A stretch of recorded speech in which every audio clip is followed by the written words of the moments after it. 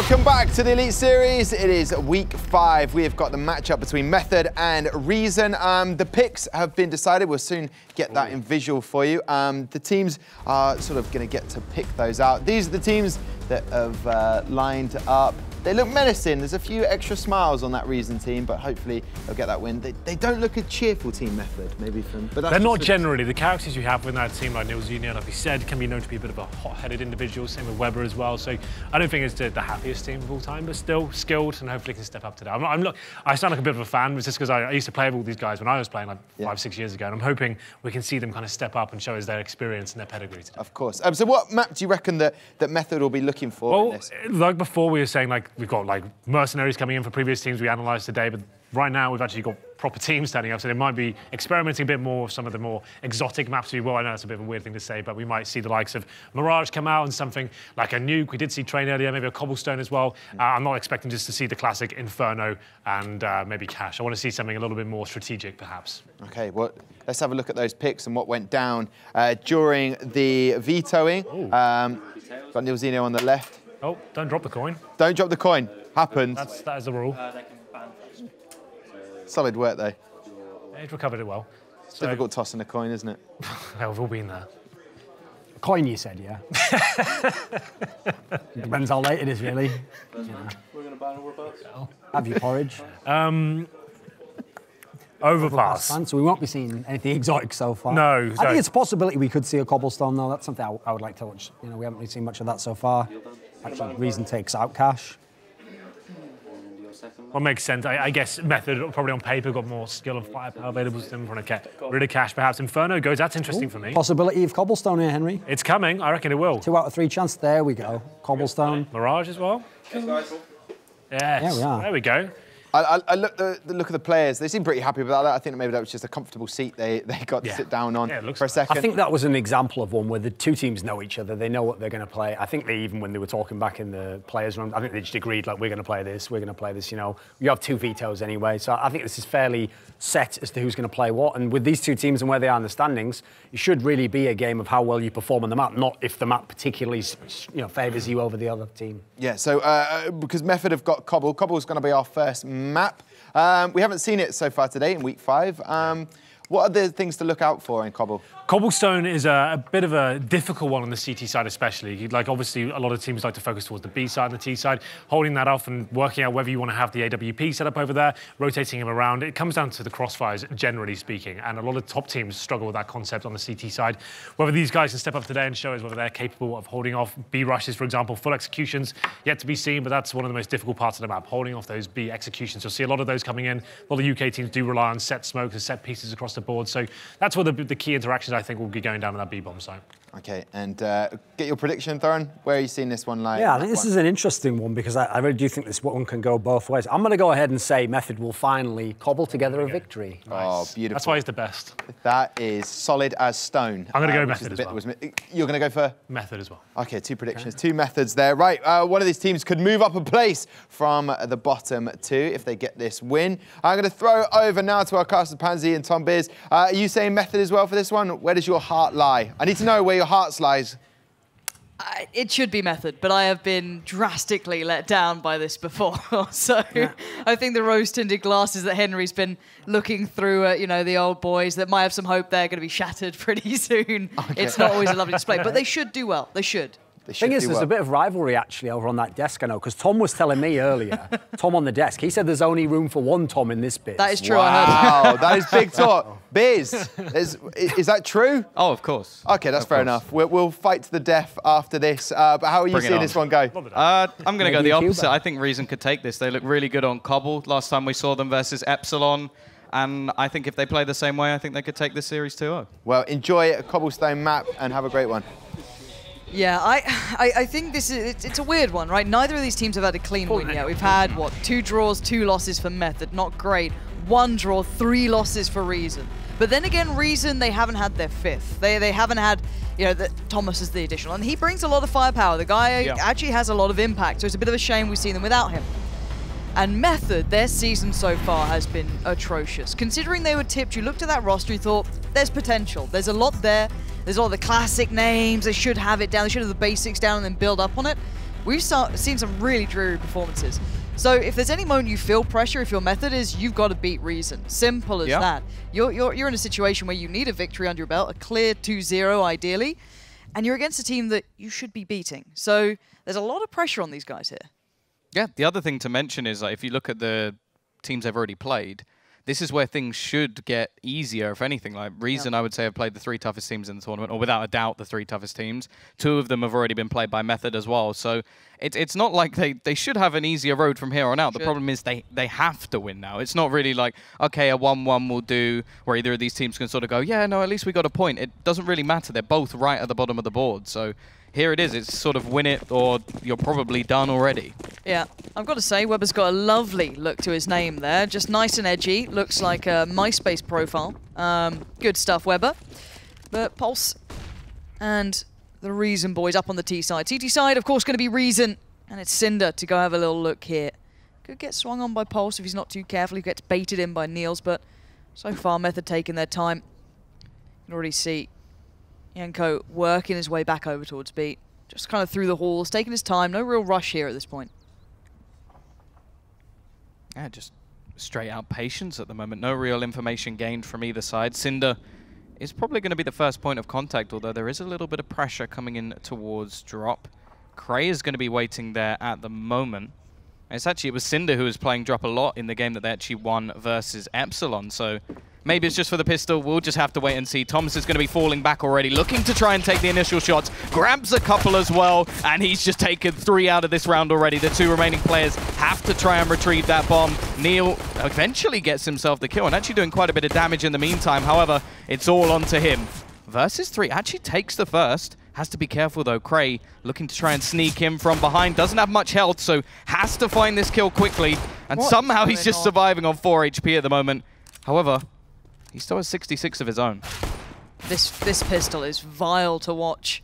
Needs 1 shot on Cray, and the same can be said back to him. But let's be honest here, Thomas just came back in with an absolute headline performance, just locking out 3. That's pretty sick, considering it was easily able now, from this point onwards, they should have been easily able to, should I say, lock down the platform play, then isolate the last 2 players. Well done to that. You know, that's one way to get your confidence back in as well, let's be honest. He's been away for a couple of weeks, obviously been probably playing the pugs when he's back home and, you know, starting to warm into it and practicing a bit. But it's always good when you come into that official, you just get yourself going straight away. We got an XM. Cinder, he's gone for it. My favorite gun. It's your favorite, is it? Yeah. It's so bad that it's good. That's how it works. And it makes you a nice amount of money as well. So we'll see if he gets anything done, although I don't think he's going to be in the position to do too much here, as they've already taken a lot of position over towards long A. A little bit of a hold by Neil, just watching for any rotations, making sure people can't come in from behind. But already 3 players actually dedicated over towards this A site from the CTs. That's a decent read. They weren't particularly quiet, so I can imagine steps were heard. Anyway, once Pulse plays in that smoke and probably a flash to follow, I can imagine they'll burst out, maybe a little bit of a mini split through drop if Niels can make any sort of impact, or maybe just keep players present towards B. But that's not really the case. With 3 here, you're kind of starting to read the play very, very well. And Karma going to put down smoke towards long. Pulse on the other side, and already Thomas is going to find them. Yeah, this is a bit of an awkward situation for Method. You're coming up against 3 players in exactly the right place. You're hoping for 1, at most 2, and you've not sold a single fake, and it's really not worked out. You've not made it past the first hurdle. And now you can see instantly. Good approach from Reason, fall back to the sites, not allow these free picks to come in. Use the rifles, and Thomas again finds another. Yeah, just playing at range now. Neil doesn't stand a chance, and yeah, very strong start. Maybe that's it. Just go to Cuba for a little bit, come back, relaxed, and 7 kills in the first couple of rounds. Not bad at all. Can't complain. And it must be nice, though, because everything you set up, right, everything you have as a team, you kind of learn it with that 5th. Even just changing 1 player can make a world of difference, and it just might be a couple of flashes, couple of smokes, you know, a couple of positions. Oh, that gets messed up. You know, the chain of events then just completely falls out. So maybe they just feel comfortable with him. We'll see if it actually matters down the line. This is the first 3 rounds. Yeah, it's early days. This is super early stuff. It's just nice to see him starting well. That's literally it. Beyond that, this round, not much to be seen in the form of investment, of course, from Method. Just a couple of upgraded pistols. Niels and Yenko going for that. Nothing too much beyond it, not even a flash to set it up. So ideally, you're getting a gun away. You're just doing a little bit of something. Yeah, or you're giving Cinder a load of money. Because they do look like they're going to set up over towards drop. But there's no one else there with him. I'm kind of hoping someone else plays window side or just gets a little closer towards connector. Otherwise, you can get overwhelmed. He doesn't need it. He's got this. Yeah? I believe. I don't believe very often. Definitely didn't believe earlier in our game when the comeback started to begin for Endpoint. But I believe in the XM. There's going to be 4 players coming in. Already a start. And he does get overwhelmed, but still made $1,800. Handed it over, though. Can we see an XM kill out for the T's? That'd be a nice little bonus in terms of cash, at least. Thomas is going to be waiting on that outside. Weber looking to try and find the kill with the XM. If he gets away with this, it really would be nice. However, in the meantime, we've seen the push coming over towards Platt. Another player lost. They, of course, don't have very much, so even just getting a couple would be nice, but only 1 allowed. And the CT side only lose an XM, so not too much of a problem. No, really clean start for the CTs. Got to keep their money looking pretty decent going forward. Got to be happy enough with that. A lot of a discussion going through. You can see Method now needs to get into the game. This is you want to get them off to a good start. If you're a fan of Method, you feel they kind of need it after the season they've had so far. Just make this feel comfortable. You start getting maybe doubts in the back of your mind if you've come in after a rough pistol round, but all is well. Karma's going to get the AWP pretty quickly though, so he's up on that nice and swiftly. Full armor, full utility, perfectly well set. I'm kind of wanting CT aggression. I don't know if they're going to need to go to it just yet, but even just like the AWP and the rifle playing up on Platt, the deep smokes that come in, push a rifler up. Whatever it is, I love seeing that as a go-to. I don't know if they need to go to it yet. We're still seeing a bit of a default enough round from Reason. Same can be said to a degree for Method, having Niels just slowly working through 8. Showing presence, keeping at least 1 player present towards the A site. You've still got Hoodlum playing by the door as well, and the drop presence starts to build. Already just a straight fallback. Abandonment of drop. A little bit of a switch up of position from Thomas as well, because he can't really play so aggressively, although he's actually going to go peeking towards drop itself. Again, it's a bit risky to just give up this sort of position, but... And look at the utility that's left on the T side. They have 1 smoke and 2 flashes, and they don't have anyone... Well, okay, they have Stanley out, right? That's literally a lot. It's going to be hard to get past this. Wherever you go, you're going to be feeling a little uncomfortable. They've got to land some absolute blistering shots to get out on this site. Yeah, Platt can be perfect for that, though. Thomas is going to be the man waiting, and actually they are quite heavily invested into the A side, the 2 players there, so rotation isn't going to be... There's the 1 flashbang. Thomas gets the first, but he's very low on HP, needs some support, but still gets the second, leaving them with a man advantage. Weber looking for the man in drop. He gets taken down by Hoodlum. It's all onto Neil once again. 1v3, just like the pistol, and nothing going to come of it. Shut down round from Reason. They'll start things off 4-0. And yeah, as you said, just no utility there. Didn't really have much to sort of play back in. And with Thomas getting away with 2, I just feel like the trade was a little bit too slow. Yeah, bit of a shame. Maybe 1 more flash, a couple of chained flashes through there. You could have maybe isolated 1 and maybe way onto the site, maybe smoked off somewhere. But again, these buys, they're buying right down to the bone. So this time they at least have 2 players with a touch of utility. So you've got Niels and Weber, and that's it. No nades, no mollies. Nothing fancy to work with. On the other side, you're going to see Reason start building their money up so nicely. They get a little bit of a fallback buffer. Start looking at that. Let's see if they do anything different here, Reason, if they feel like there's a different approach to be had. They're putting a lot of faith in Kamapanya as well. Going to leave him over kind of towards A-long. Not necessarily on his own. It's not like the 4-1. It's not, you're not seeing that completely. You still have Hoodlum close enough by, spotting middle. But he has no full information on danger. And that's a nice little start there. Yenko just walking out into it, no flash, no set piece, and there's a follow-up as well. This is a disaster for Method. They're just going in 1 by 1. They're allowing these picks to happen, and with no utility, no easy way to force them off the angles or pre-fire or anything, you're just walking into people holding angles. Well, yeah, Karma's going to be very happy with that with the AWP. Just sit there, be patient, take a shot, rotate away. Just smart, but very simple. He doesn't actually have to do too much. Didn't have anybody even close by to trade. And from the T's now, they've got a 2-man disadvantage. There's already 3 players on this A site and 1 able to quickly rotate. Stanley will actually make it past the smoke. Gonna go pushing towards Hoodlum, but he still manages to get the first, leaving it into a 2 versus 4. The advantage clearly with the CT side at the moment. It only gets worse. Pulse now. There's so many players to find. Actually gets the first, but, well, Cray so quick to trade that the 5-0, almost simple. 3 alive in both gun rounds as well. Build up the funds, keep it going.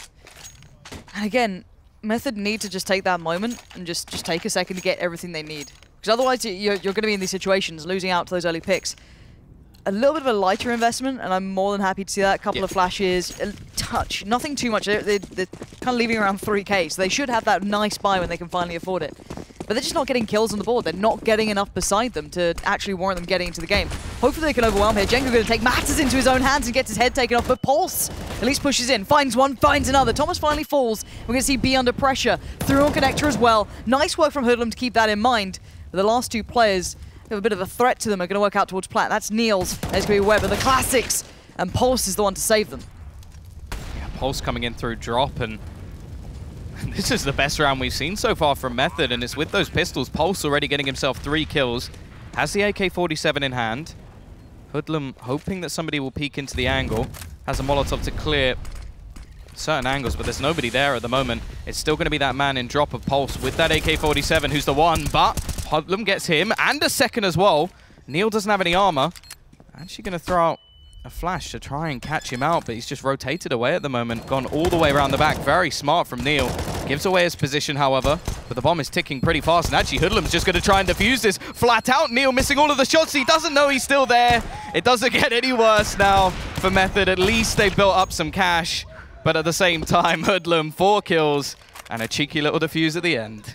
And at that moment, Henry G's heart shatters.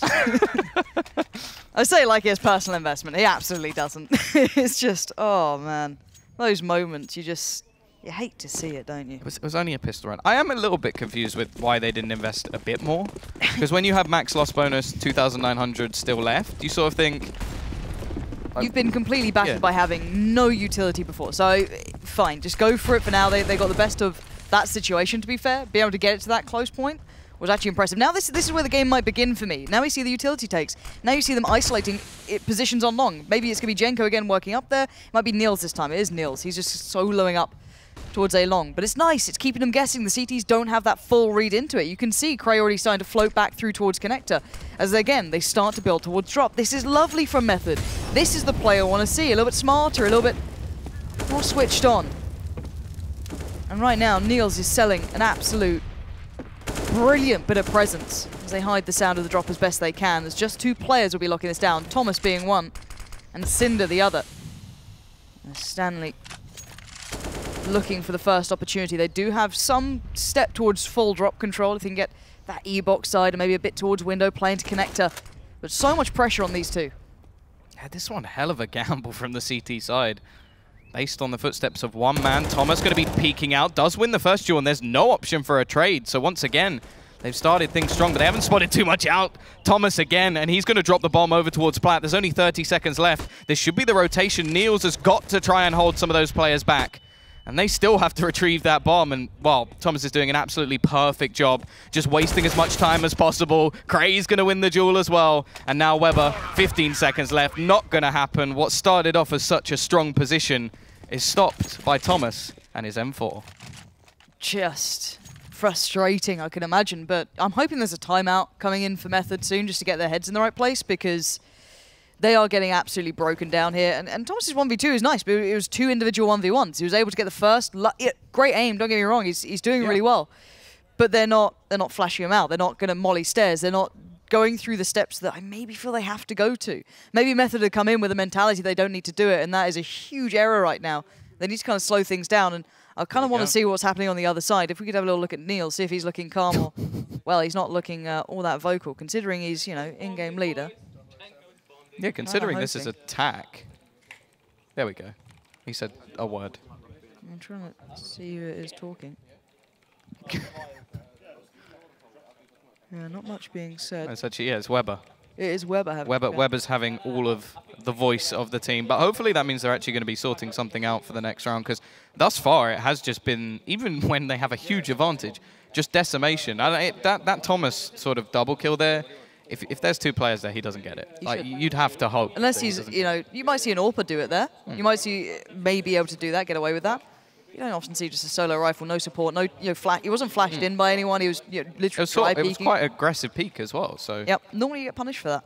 Now, Method, you've got to come up with something. You're 0-7 down. This is when you start getting a bit tilted. You get a bit frustrated. You start, you know, it all starts to begin. And I think that's the early smoke from Karma just to do. Should land over by the box. There it is. That's actually really deep. I didn't know you could do one that deep. But Method going to pick up the pace here. It looks like they want to go for the faster hit. That almost worked out before on those pistol rounds. This could work well. Bearing in mind, Reason aren't used to having to use anything to stop them. There hasn't been that early pressure. Good work from Cray to fall back and find one, but overwhelmed. They finally get the bomb site for Method. They should be able to get that down uncontested.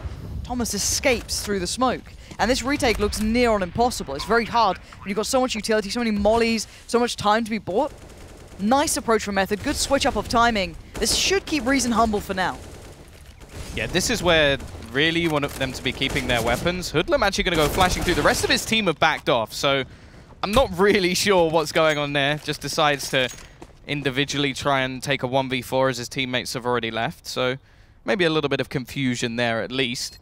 But Method, well, the great thing about that round is they speed things up and then just have all their utility to hold off every single angle. So pretty basic stuff, but sometimes going back to basics can work wonderfully, especially when you look at the sort of setups Reason have been doing. They've been holding back. They've been then taking peaks a little bit later on. And as you said, a lot of their utility hasn't been expended early, so punish them for it. Yeah, no, it's a really nice approach. I don't mind it at all. It doesn't last. It's not something you can throw in every single round, obviously. That's when they'll start utilizing all the money they've built up from these pretty clean rounds until this point. So that's the next step for them. And I guess for Method now is, well, how do we go on from here? We can't just keep rushing place. We can't just, keep applying that pressure every day of the week. But there's opportunities. We saw how well Niels did at pulling players over. He kept 3 players present towards A while the rest of his team slowly went their way towards the site. If they could maybe find a middle ground on that, it could be pretty nice to look at. But Reason, it's their chance to now find a way back in. Find what they need to do. Do they need to now expend early utility? Do they need to put a couple of flashes, couple of mollies down, just, stop that sort of hit coming into place? And, well, the answer is simply yes. You might need to start actually working through that rather than just going, well, they're going to take their time. We'll just sit there and just absolutely, destroy them. So hopefully they come up with a plan. Yeah, we did actually see a little bit of a switch up as well from the CT side. They had the tree boost in. It didn't really get anything done, so it's not so much to look at. But I wonder if we'll see something now from the side of Reason. Obviously, this is technical, so I don't know what the rules are here, if they're allowed to talk or not. Normally the case is no. But just got some Thomas highlight reels. He really has started this game very, very strong indeed, which is worrying because he was one of the key factors. It was him and Cinder, who has been a little bit quiet so far. He did something with the XM and then had, well, as you saw there, just sort of trade frag.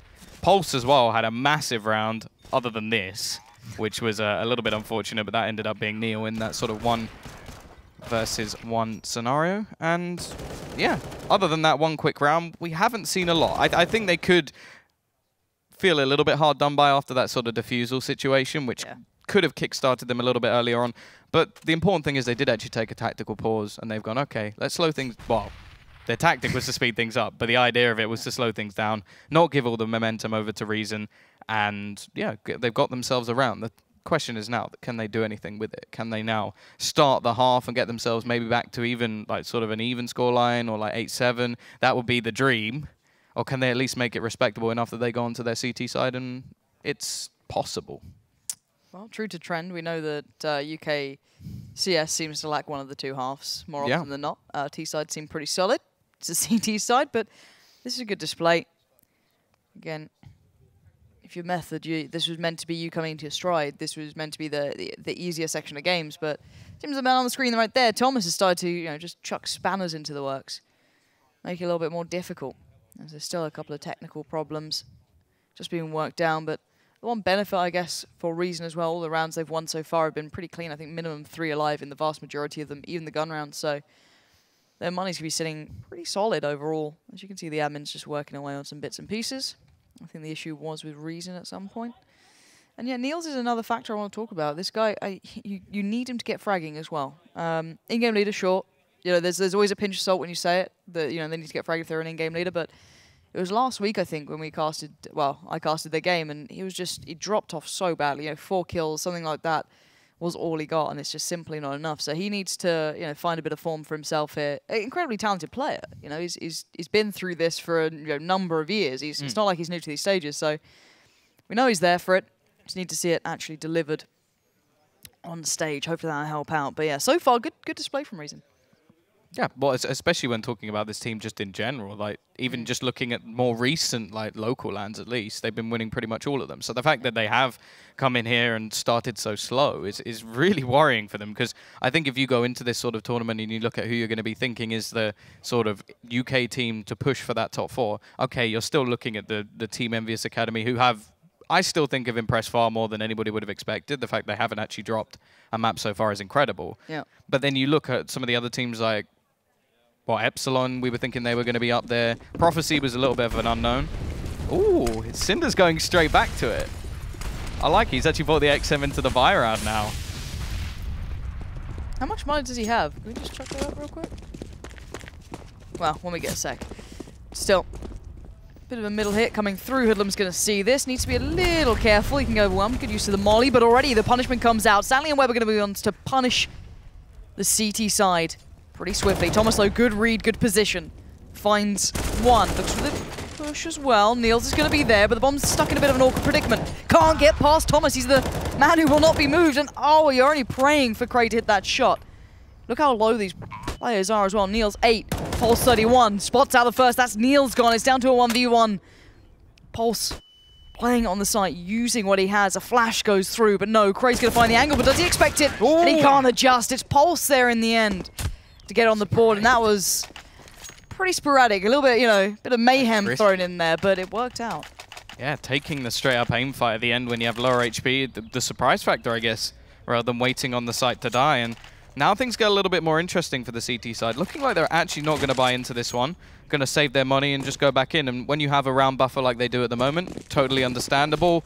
You sort of look at the T side economy and they're still yet to build up too much money themselves. So this is fine. I like the fact that they're not just going straight aggro into these rounds and trying to break them back as soon as possible, and more relying on their own CT side. Hoodlum might be in a bit of an awkward situation soon enough. Got 4 players near him. He's just taking a gamble that no one's working up along, praying he hits something through the door. Just a deagle though. Still do a little bit of damage. Do a little bit of work. Get some guns away. Would be nice. Not unlikely at this point, but going to fall back. He's got a friend there now with him. He's got Cinder, I think, coming over as well.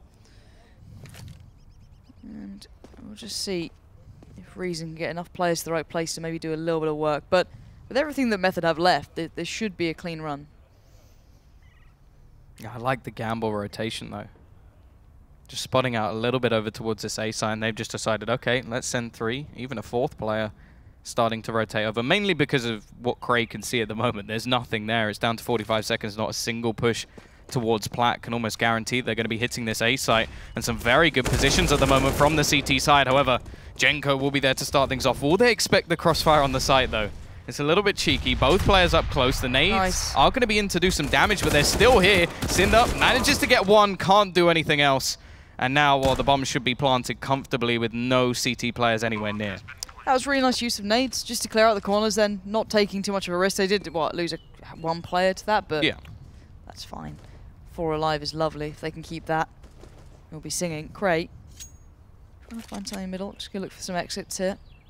May have an opportunity soon enough. Weber's considering that route. Thomas still has armor as well. And the 5-7 kit to hand. Ooh, catches a glimpse of Niels. Going to work in on this as well. Pulse gets tagged, but there it is. Niels going to connect through the door. And now Cray hoping he can get a gun. Not looking so much like it will happen. Method not over pushing here. And Cray, well, there it is. Just runs in for it, why not? So, Method, good recovery, considering they're having, what, a bit of a beatdown. You know, it was pretty rough to watch at the start. It was very one-sided. They have recovered pretty well. Yeah, no, they're in a decent position now with 4 players staying alive in that round. Important for their own economy. But that was just a setup. That was a waiting game for a reason to get themselves another buy. They have the AWP. Decent amount of utility as well, though there's a couple of pieces missing here and there. But the last few rounds, at least in buy rounds from Method, have been very quick plays. Catching out this CT side. They're going back to what looks like more of a default hold. Although Pulse is going to be trying to challenge onto Karma, who's been pretty good at getting these opening picks so far. Should be flashed in. Might hear the step, though. Depends what flash they do. Stanley Nothing flashy about it. Oh. Re-peeking that, risky as you like. They already had 2 players essentially watching the angle. Now, A-Long is theirs. They have to shuffle players over from Reason. Put Hoodlum up over by the stables. You've got now Cinder playing through Connector. Kray's now uncomfortable playing drop. He has to watch 2 sides of it. But look at Thomas, active in what he's doing over by Platt. I like that as well. Keep getting the information. Now, Weber's made it through towards drop. We expect Kray in this position, but it's down to Hoodlum to buy the time. Now they know where the hit's coming in towards. If he can buy a little bit longer, that'd be perfect, but no, Genko is there. Yeah, it's left onto Cinder on the site. Nobody else from his team is here, and they're still trying to deal with Weber in drop. The Molotov, oh, has it missed? No, it hasn't. It will eventually force him out of position, and that's perfect from Neil. Leaves the site completely open, and Kray nowhere near the action, still trying to get rid of Weber, who he knows is behind him. And that's like, it just means that going anywhere near that A site now is completely pointless, because he knows that the second he even gets 1 kill, he'll be shot in the back of the head. He's just going to try and fall back, just consistently watching.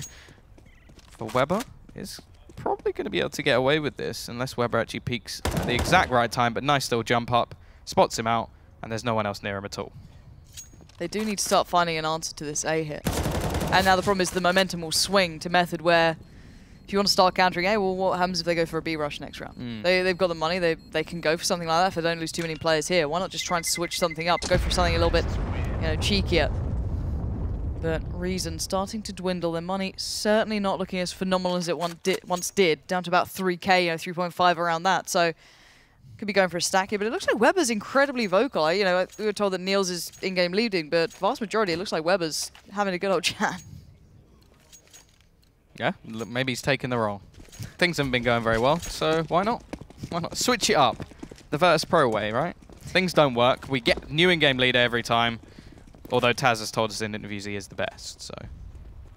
And I would never disagree with Taz. No. Hoodlum is pretty good with this Deagle. Haven't seen it as of yet. I think we saw it quite a bit versus Infused. Pulse.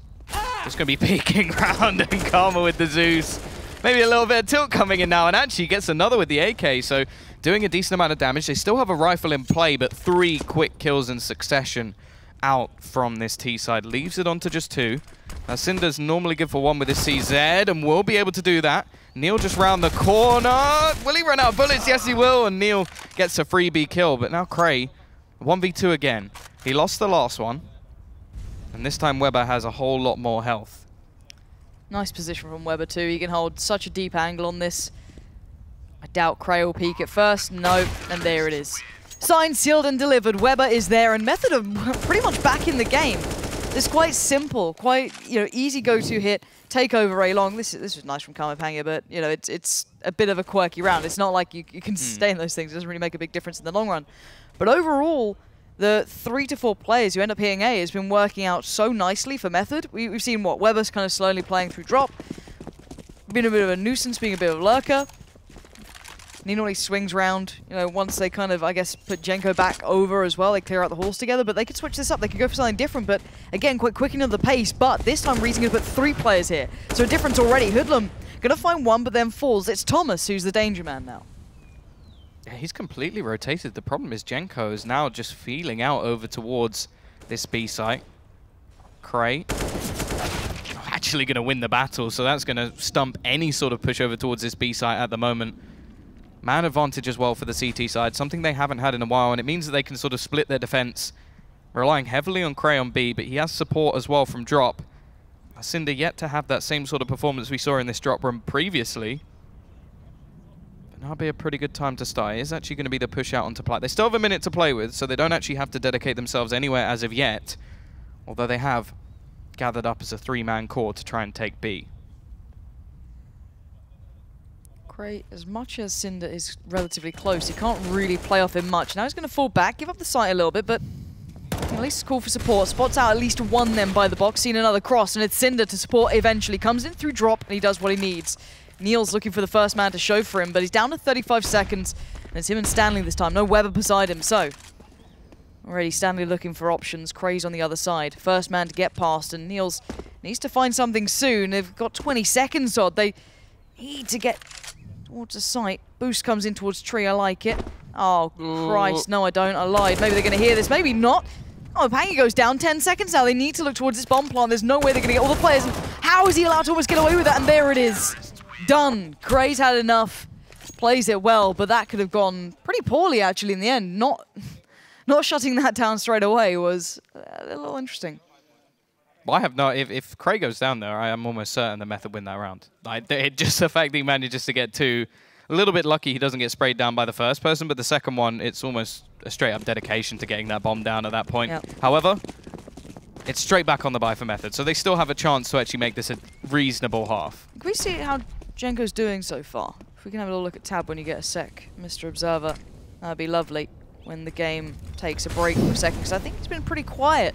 And he's one of the players I looked at to bring, quite a bit of fire for Method. He's not quite there at the moment, but Hoodlum's going to take the fight towards middle. And a nice crossfire set up there. Thomas played in off the back as well. That's what you want to be seeing. That was the A hit that was hindering them so much. Yeah, straight up aggression coming out. Will be caught out in the end from Hoodlum. He goes maybe a little bit too far. At the same time, they still have a two-man advantage. Neil just going to be waiting in an attempt to try and retrieve that bomb at least. 1 minute 10 on the clock, so they can just fall back from this.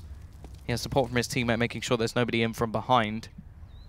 But from the CT perspective here, they can just fall back to the sites, have very passive holds. Cray right in that sort of back little crevice, just in case they do peek out. He should have a 1 kill for certain, and the second is more than likely. And then the rest of the players, they still have 2 all the way back over towards the A site itself. Neil's going to have to work some absolute magic with this AWP.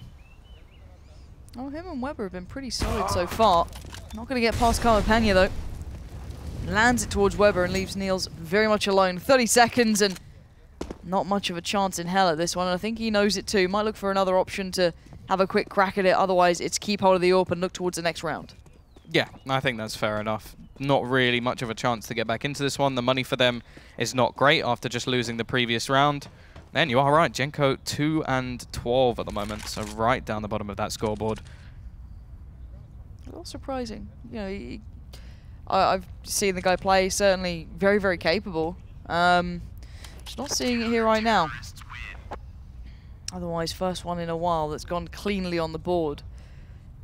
For reason. Right players in the right place. Good stack. Finally dealt with that A pressure that was coming in so often.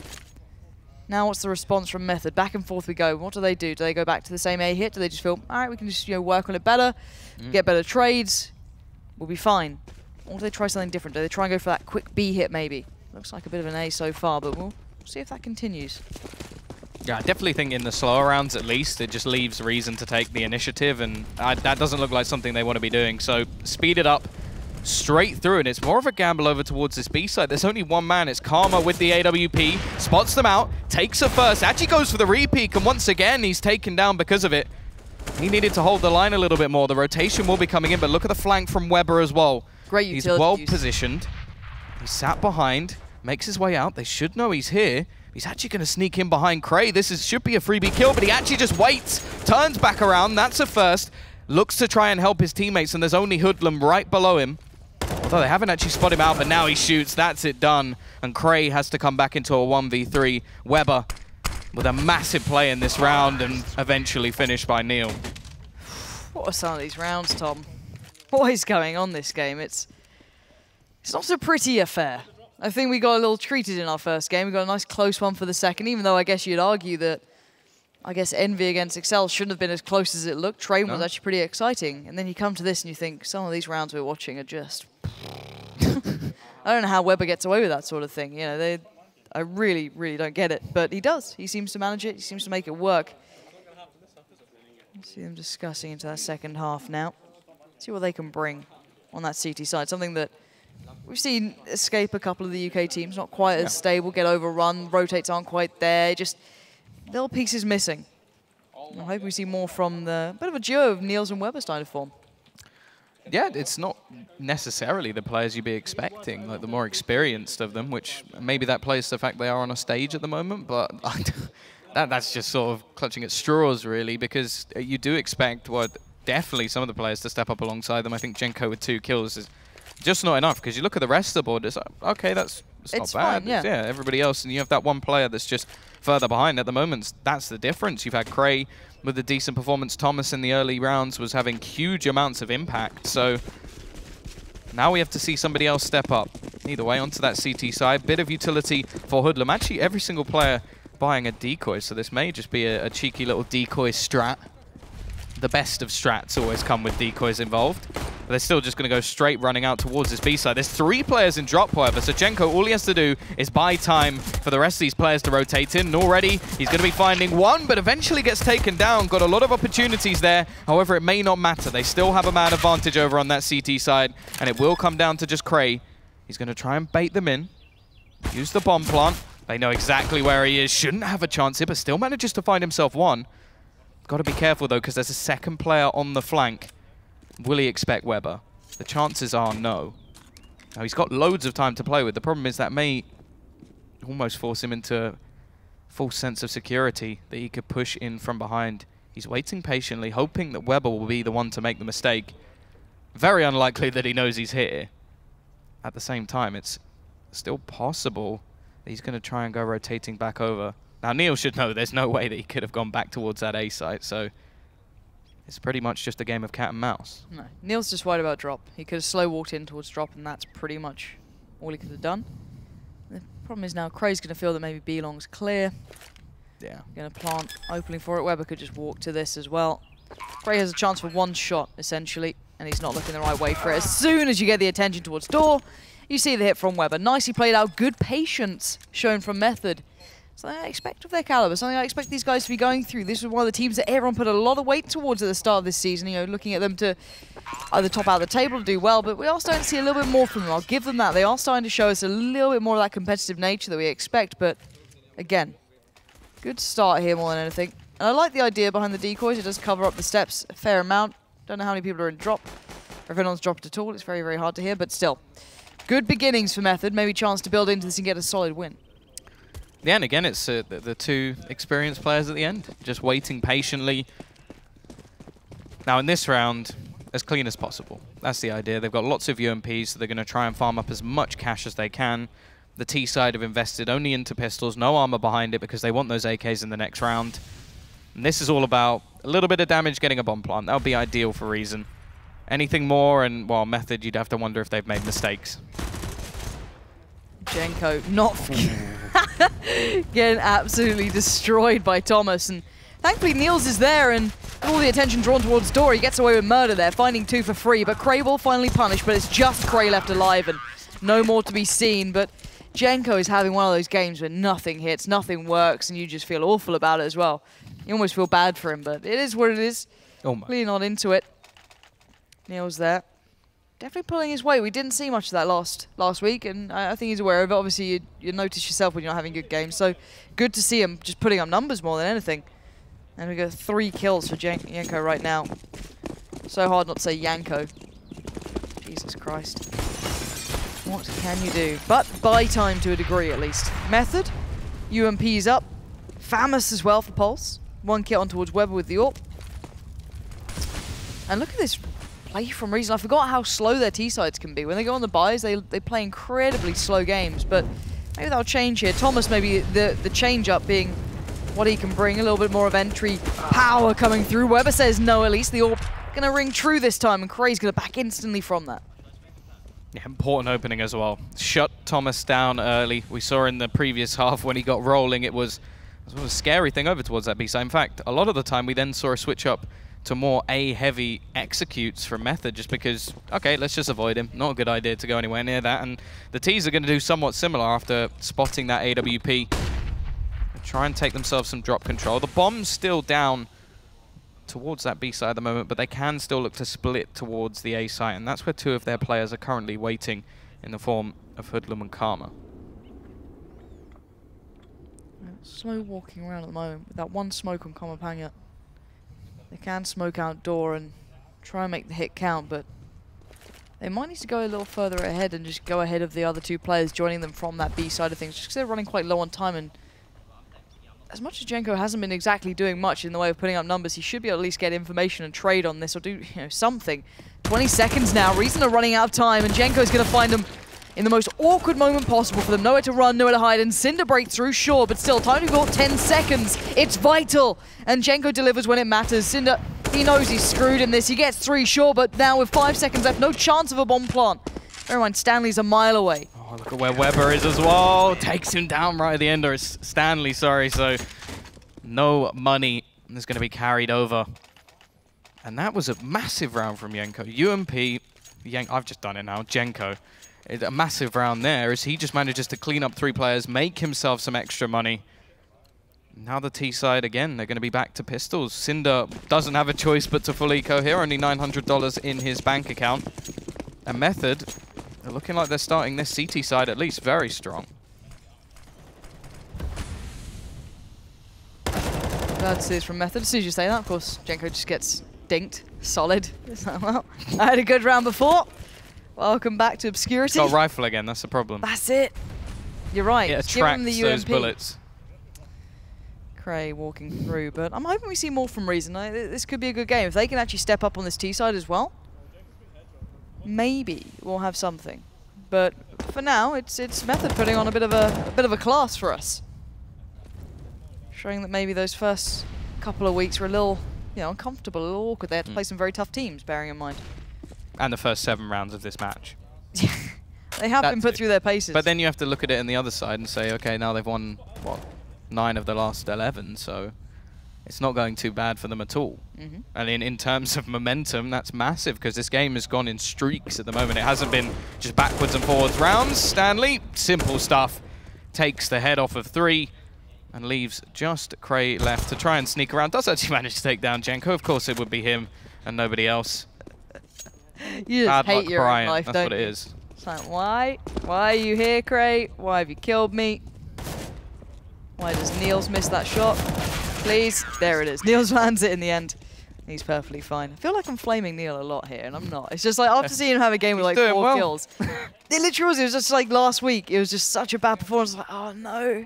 And now he's doing all right. Now he's actually, pretty solid, considering if he's in-game leading in this, if he's doing what, we've been the best told. player, or one of them at least, him and Weber. The impact those two have been having has been pretty much outstanding, so nicely done. Oh, and God. do you know what? I didn't realise I was watching female CS, but Cinder plays for CLG Red at the moment. Yeah, that's a Elite play. It's disgusting, isn't it? It's worse when it works though, because then you get the people who say like, oh no, but look, it worked. But it's viable. Doesn't mean anything. We'll see. He's actually playing more of the back line of his team as they all go pushing towards this A side at the moment. Rotations are quick, but Jenko once again, he's going to have to do a lot in this situation. Luckily, the nades have actually slowed them down a bit, but in the meantime, we're just going to lose 2. Karma entries into the site. The remaining 3 players probably just going to hold on to their weapons. P90 going to be thrown away. Thank you very much. But do you reckon Reason have gone, where's Jenko playing? Right. Well, the last... Let's just hammer it out. The last buy round, he got... He was kills, good. so, stop railing on all the players. Go.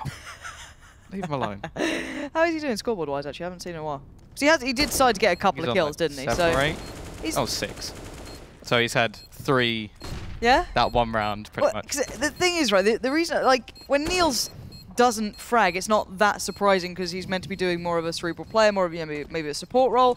He seems to be AWPing a fair amount, which obviously means you kind of want him to be putting up numbers. But outside of that, if you look at that lineup, Jenko should be one of the players who's at the top. He's one of the the firepower heavy guys. He certainly puts up a lot of the I guess the power behind the punch, right? He's meant to be one of those players, and we're seeing Thomas coming in and delivering a fair amount. At least to what I expected. I'm thoroughly impressed with him.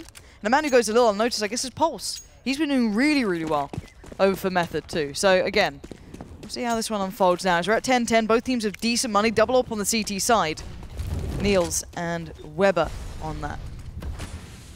Yeah, very expensive buy though for the CT side. So this is going to mean that in terms of future economy, they may be in trouble if this goes the wrong way. And look at the gamble. They're pretty much just sending Niels playing a passive role, looking all the way down the A ramp.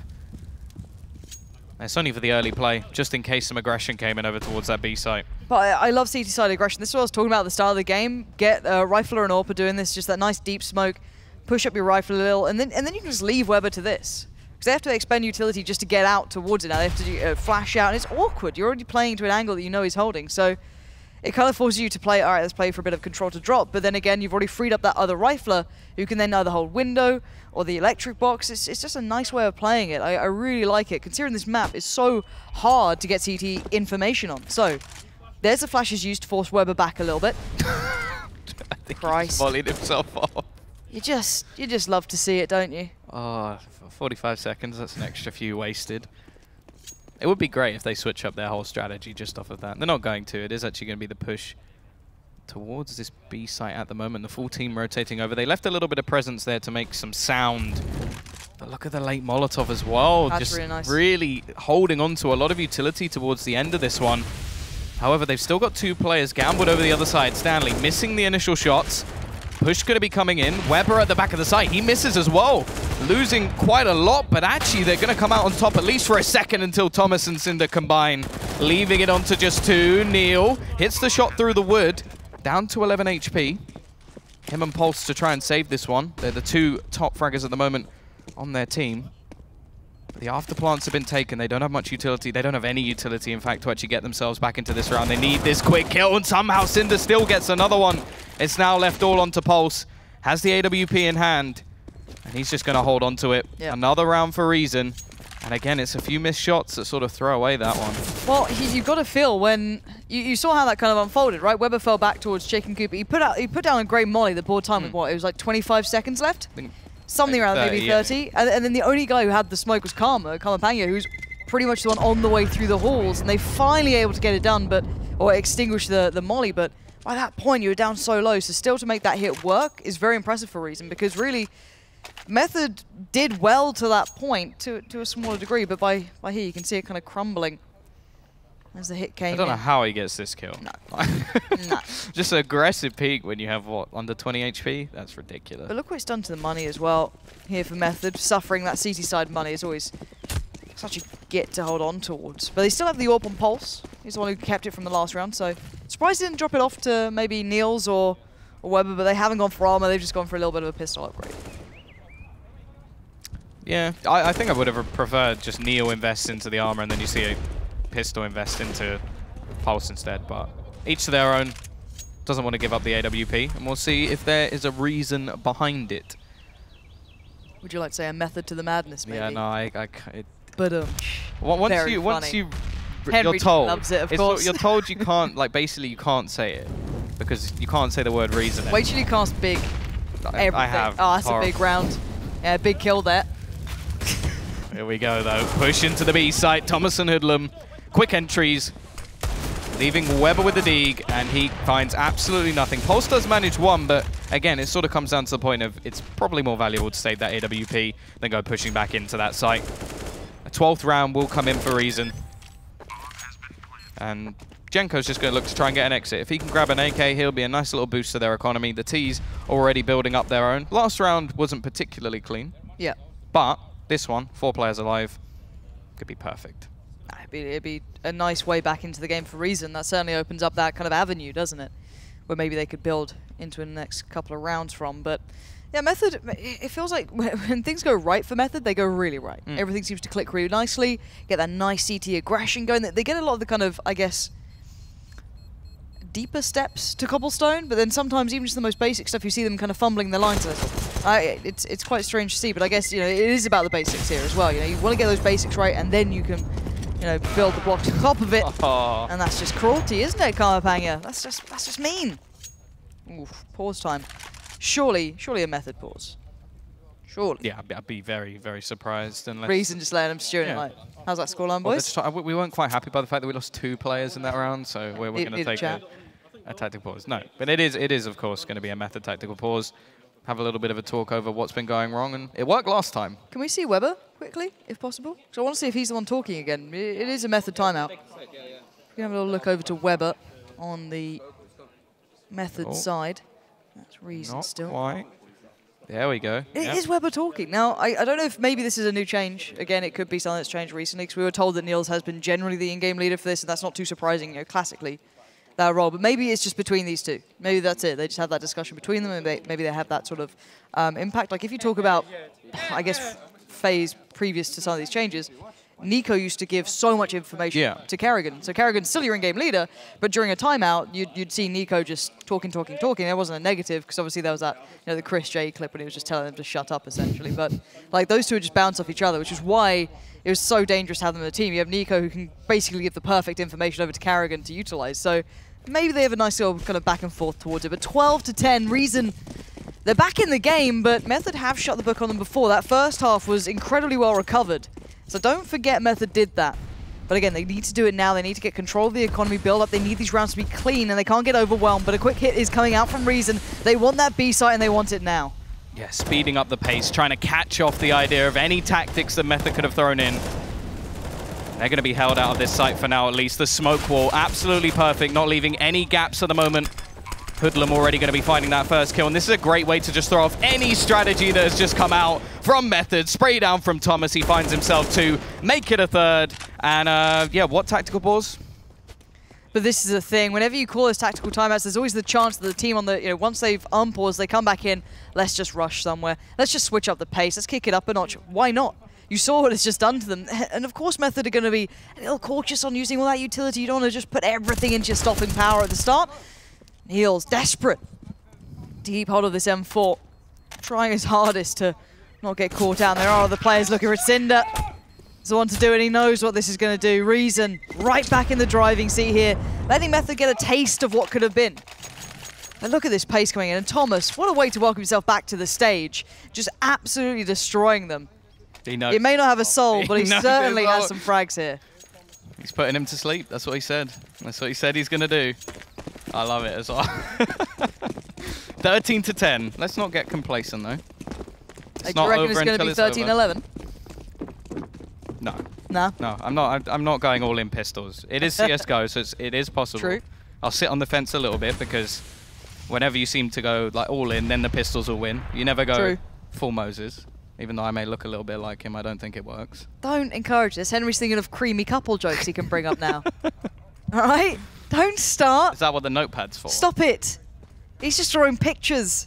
Just various cream pies. Isn't that right, Henry? 13-10. Any damage.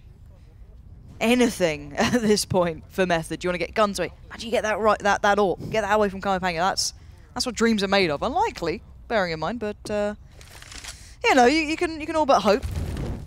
The longer they take on this, the more they creep towards A, the more damage gets a little likely. Cinder, you can try and sell this as best you want, but the best you're probably going to get is Niels coming over. And he's not even really into it. And look at this, with all this sell, with all this, show, they haven't really done much with it, and now the push starts to begin, but will they expect Pulse here? That could have been danger. There's a couple of kills coming through for sure, but still, 3 alive, Hoodlum half HP. They need to get something done and fast, but no, Thomas again retains control, but Stanley with a shot through the smoke finds Thomas, and now it's a 1v2. Let's look at these after plant positions here. We've got Hoodlum up on long, Kamapanga on the site. One flash, one nade. Hoodlum gets contact. Oh, that's a shot from Stanley. It's down to the 1v1, and Kamapanga, he's taken the fight. Gets tagged, Stanley down to 15. No kit, of course, so time is of the essence. He needs to get moving, and Kamapanga just needs to buy time. He does more than that. He takes his life, but down to one man in that situation. Gets a little dicey, doesn't it? Yeah, you don't normally hear such a loud cheer after beating pistols unless it was that close. And, well, Method make things interesting. They've done some damage, but at this point in the game, they wanted to be stealing that one away. Not only because it would help them massively in terms of the scoreline, but also it helps them massively with sort of their opponents, because we've already seen how this game has gone. It hasn't been like interchanging rounds and very, very close situations. It's been streak after streak after streak, and while back on the buy and back on the rush towards B, straight through, but Stanley this time has started strong. Weber beside him will be able to get one until Cray decapitates him, but Stanley round the edge of this smoke with the help from Pulse and the nade is going to give them an advantage, leaving it all onto Cinder. And he's done great things from this drop spot, but surely not a 1 versus 3. That would be too much, and Jenko's there to finish him off. Break back. A lot of damage done in the previous round as well, so I'm interested to see how much money Reason actually have. We'll find out here. Enough. Yeah, still got 7 casing on Cinder. He can do whatever he wants. He can drop a people Thomas and as well. Yeah, both have decent money. Running low on the buffer now, they're down to like 4K, 2K. It's not, they don't have that complete longevity, of course, but double up Method giving it everything they got now. Niels and Weber back on those. We saw it worked well before for a little bit of time. They're able to control that kind of fast pace. Now we need to see a different look from Reason. They need to cut a new figure here for us. Show us a little something different. Maybe a slower pace, maybe a different hit. That's lovely. That's next level from Cray, isn't it? Does eventually get it to the right place. Yeah. I was like, where did their flash go? Exactly. What was that? Weber's been playing very passive with the AWP up until this point. This time he's going aggressive over towards Plat, looking to try and section off this part of the map. Has a teammate's Molotov as well to hold them a little bit further. That could work lovely. He's also got himself that smoke to just throw deep, just to deny them any portion towards this Plat as well. So this is the first time I really think we've seen him go properly aggressive. And so far, T's don't look like they're doing too much, although a missed smoke again. That's going to give quite a lot of presence now over towards Drop. Thomas is going to be looked to peek in. There's 2 players waiting here, however. Of course, the Plat position allows for this. Pole's going to be finding one. Good for him. And Thomas does return with the Molotov, but other than that, there's not a whole lot, and they are going to go rotating back towards this A site. Genko waiting on spot. Has support from Neil, but goes down to Hoodlum. A lot of damage done, however. Now Niels has an awful lot to do. He goes down as well. Karma looking to do more. Thomas trades it again, and somehow it's down to just Weber. It was going so well. The missed smoke, as you said, helped them wonderfully. Unfortunately, if you get shot in the face, it doesn't matter.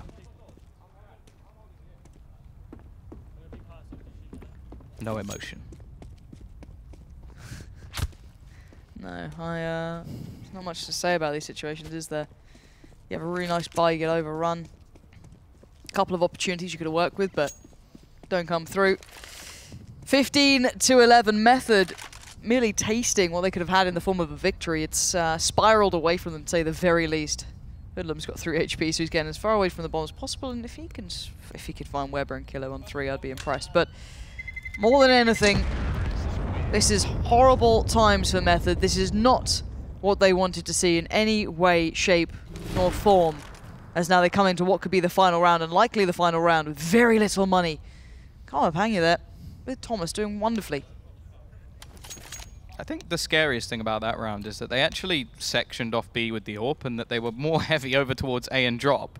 And those are the 2 positions where they actually lose the majority of their players. So if anything, the read there was really good. The read was perfect. They just didn't execute it very well and got taken down by some wonderful entries. So looking like we're having another tactical pause. Earphones out. Yeah. And again, it is looking like Weber is going to be the one talking. Yeah, it's an interesting tactical timeout if they have their headsets off.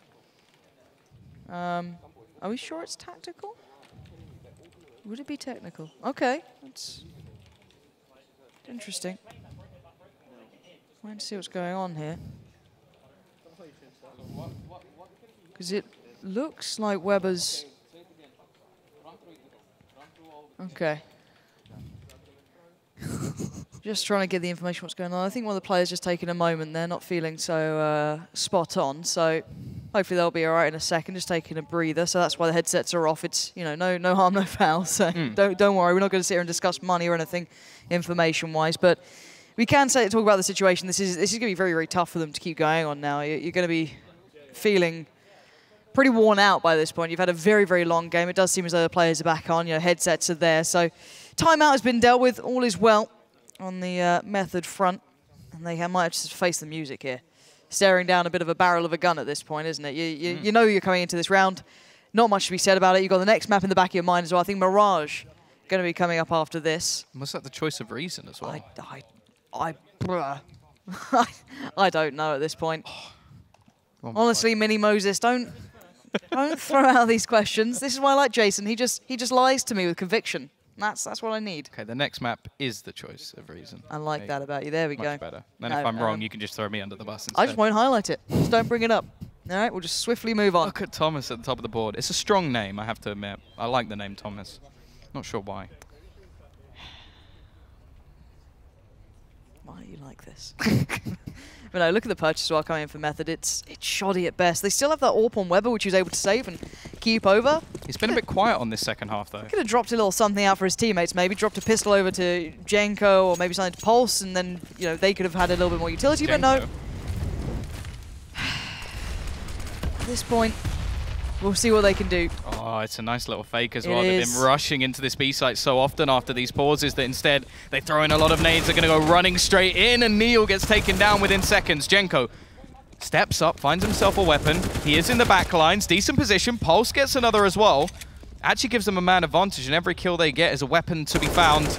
Push coming back in from Genko. They should know he's there. Cray looking to try and get through up towards the ramp.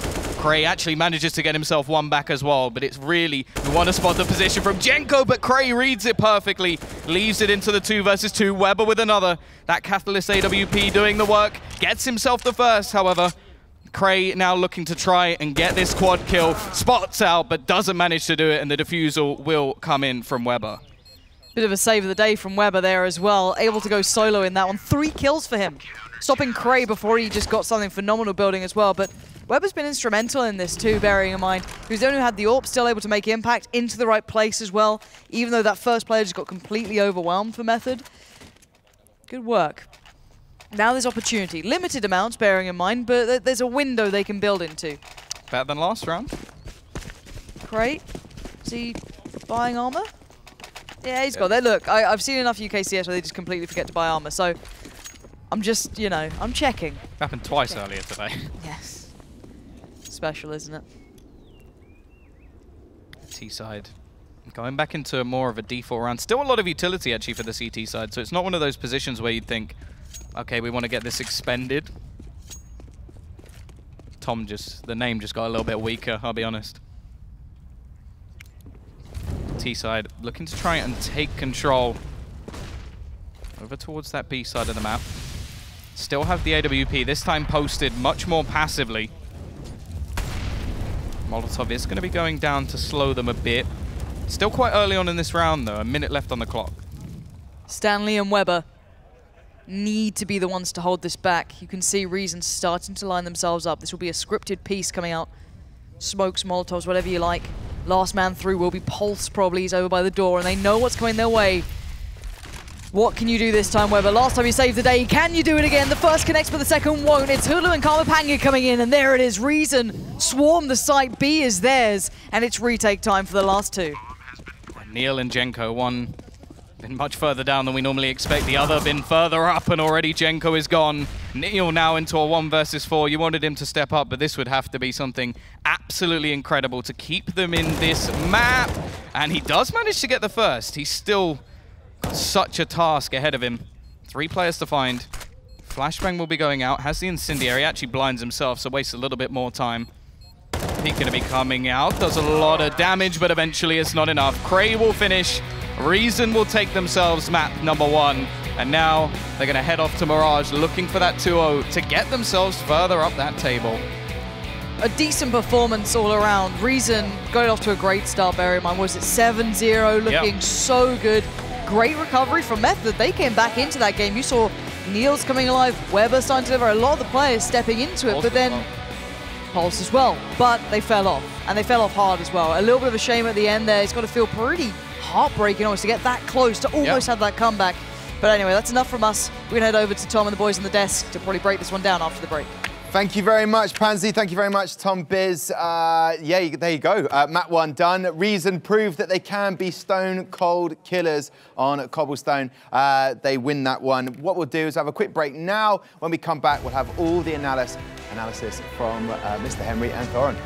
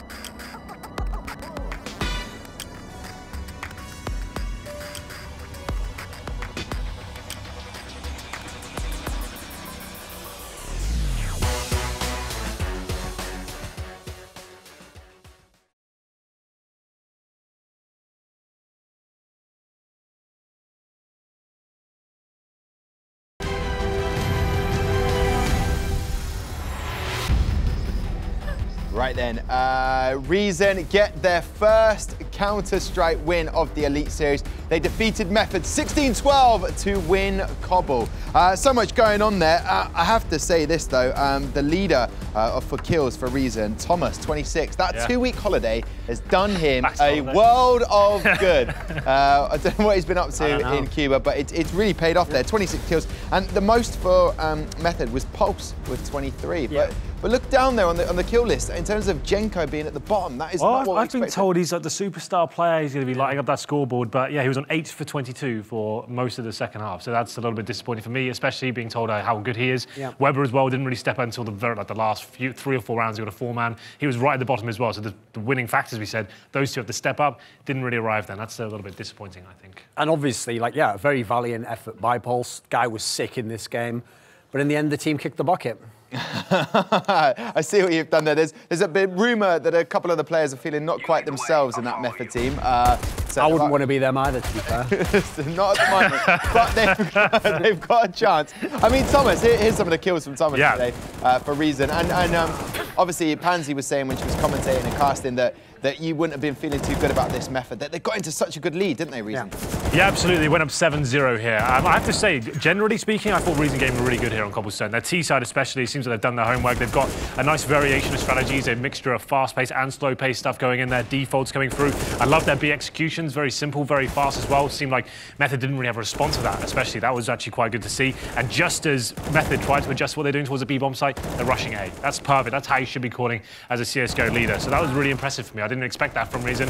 Good showing, and just to note as well, that's Method's map pick. Reason pick it up, so they're looking quite good for a 2-0 here. Yeah, now when we go to the next map that has been decided, I mean, is it an opportunity for Method to come back into this? We're going to have Mirage map. Well, we did hear from some of our sources, obviously some of the other casters are in the UK, so they know some of these teams. They've been playing them. They did tell us that Method have switched up some of the things that they're doing on Mirage, so maybe they're going to throw a different look at them that they're not expecting. Apparently their mid setup's going to be different. Yeah, apparently the main thing about this Method team is they don't really have a primary AWPer. And that's a bit of a problem for me. I've never liked that in Counter-Strike in general. If you remember Fnatic, when they came back recently, this lineup, they were every single map, every single round, a different AWPer. It can work if you have great. It's nice to have options, but still, you want to have that main AWPer. Just to have consistency. You can base when you won rounds and when you lost them, you can say, right, this didn't work out, we can change this. But this is the problem we've got for Method. They don't really have a primary AWPer. And Mirage, very AWP-centric map in general. You need a double AWP setup going forward, and you need someone who's going to take it by the reins and see whether they can actually carry with that sort of performance. I'm not expecting that from Method. Considering this is Reason's map pick, I'm going to expect another victory for them, maybe even bigger than that, maybe like a 16-5 or something like that. I really feel like they're the better team right now. When you mentioned the AWPer, we saw with XL, obviously, Luzza likes to use the AWPer, and they had buying rounds specifically in order to give Luzza an opportunity with the AWP. So, how will it affect the buying rounds for Method? Will it at all? It depends on the CT side. You can, like we said, a double AWP setup is very viable. We know Weber can AWP, so can Neil Zeno as well. So as long as they get on those weapons, I'm sure they'll be absolutely fine. But whether they get themselves an opportunity to even bring out a double AWP setup on the CT side, you need to start winning rounds for that to happen. You need to actually take ecos if you start losing rounds and be disciplined. Not seeing too much from the star players. Like we said, Csgo, everyone's been telling me this arena, so I got it today, is watch out for him. He's the star. I was expecting Weber to be the big name these days, but apparently it's him. 8 kills by round number 25. He's just trying to ruin your day, Henry. That's what it is. Everyone is. But I'm just a nice guy trying to do my job, Tom. Cool. Aren't we all? Now, Thorin, is also trying to do doing his job. Mirage, how do you see this one coming? You've just seen from Cobblestone with Method and Reason. Yeah. What can you predict to happen in this? Well, I mean, as Henry says, the fact that Reason's won Method's pick and this is their pick, already that doesn't bode well for them. That's kind of a bad omen, unlike the excellent omens that sponsor this tournament from Hewlett-Packard. Okay.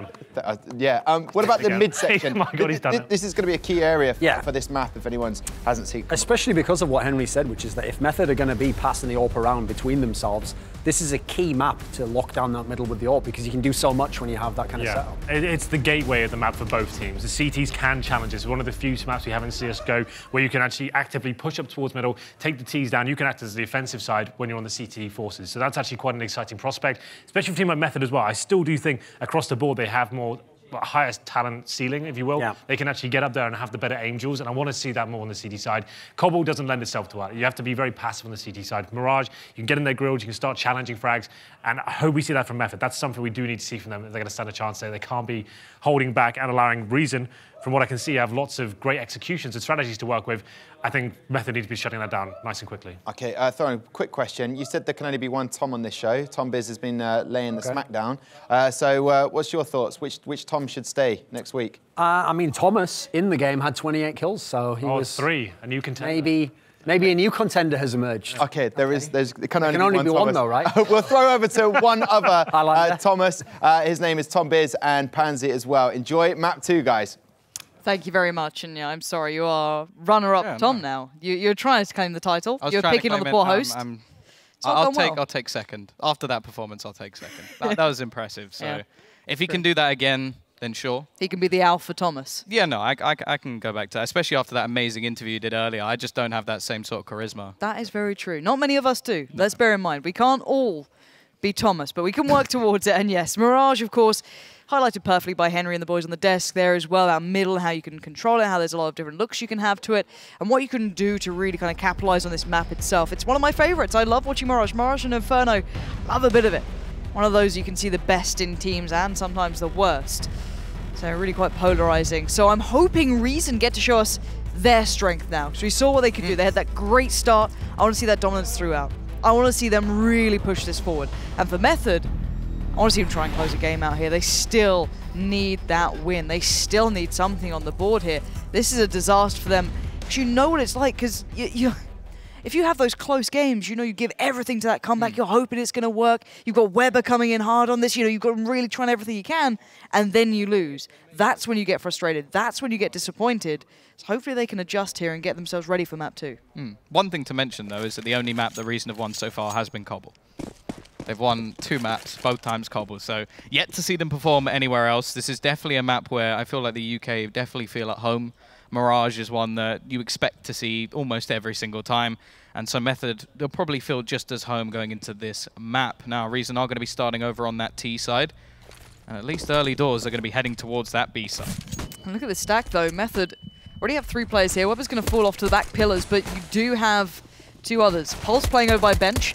Going to get a little bit of contact. This is lovely stuff from Method so far. Beautiful shutdown between Weber, Csgo, and eventually Pulse. They get it all done, but very well read then. Good positioning. 3 players to that site that early. Clearly a bit of a read.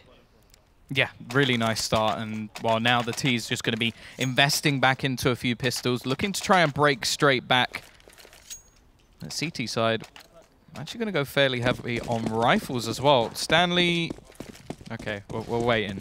What's he going to buy? There we go, UMP. So a couple of UMPs alongside the rifles. Only going to be pistols. Karma looking for the dig early on, and Neil's like, no, I don't think I'm going to be taking this fight anymore. Allowing middle to go to the hands of this T-side. But of course, the great thing about having the longer range weapons, you can sort of just fall back a little bit, play the more passive positions, hold the angles with the rifles, and force the T-side to come to you. However, they're getting very close up towards short, but Stanley's just going to peek it. Finds 1, 2, and with support from Genko as well. It's a shutdown round, every player surviving, and that is perfect for making that economy. Yeah, that's what you want. Keep it nice, keep it clean, build the money up, get back in the game. Not exactly a team who gets, super pumped up. You look at Excel, I guess you look at a little bit of Epsilon. Some of the teams, they do get pretty vocal. They do get into the game, but it looks like Method. Again, Infused as well. Never forget Infused, although it's not really the team. One man in particular, true. But it's maybe he's been mentioned enough, so we're all right.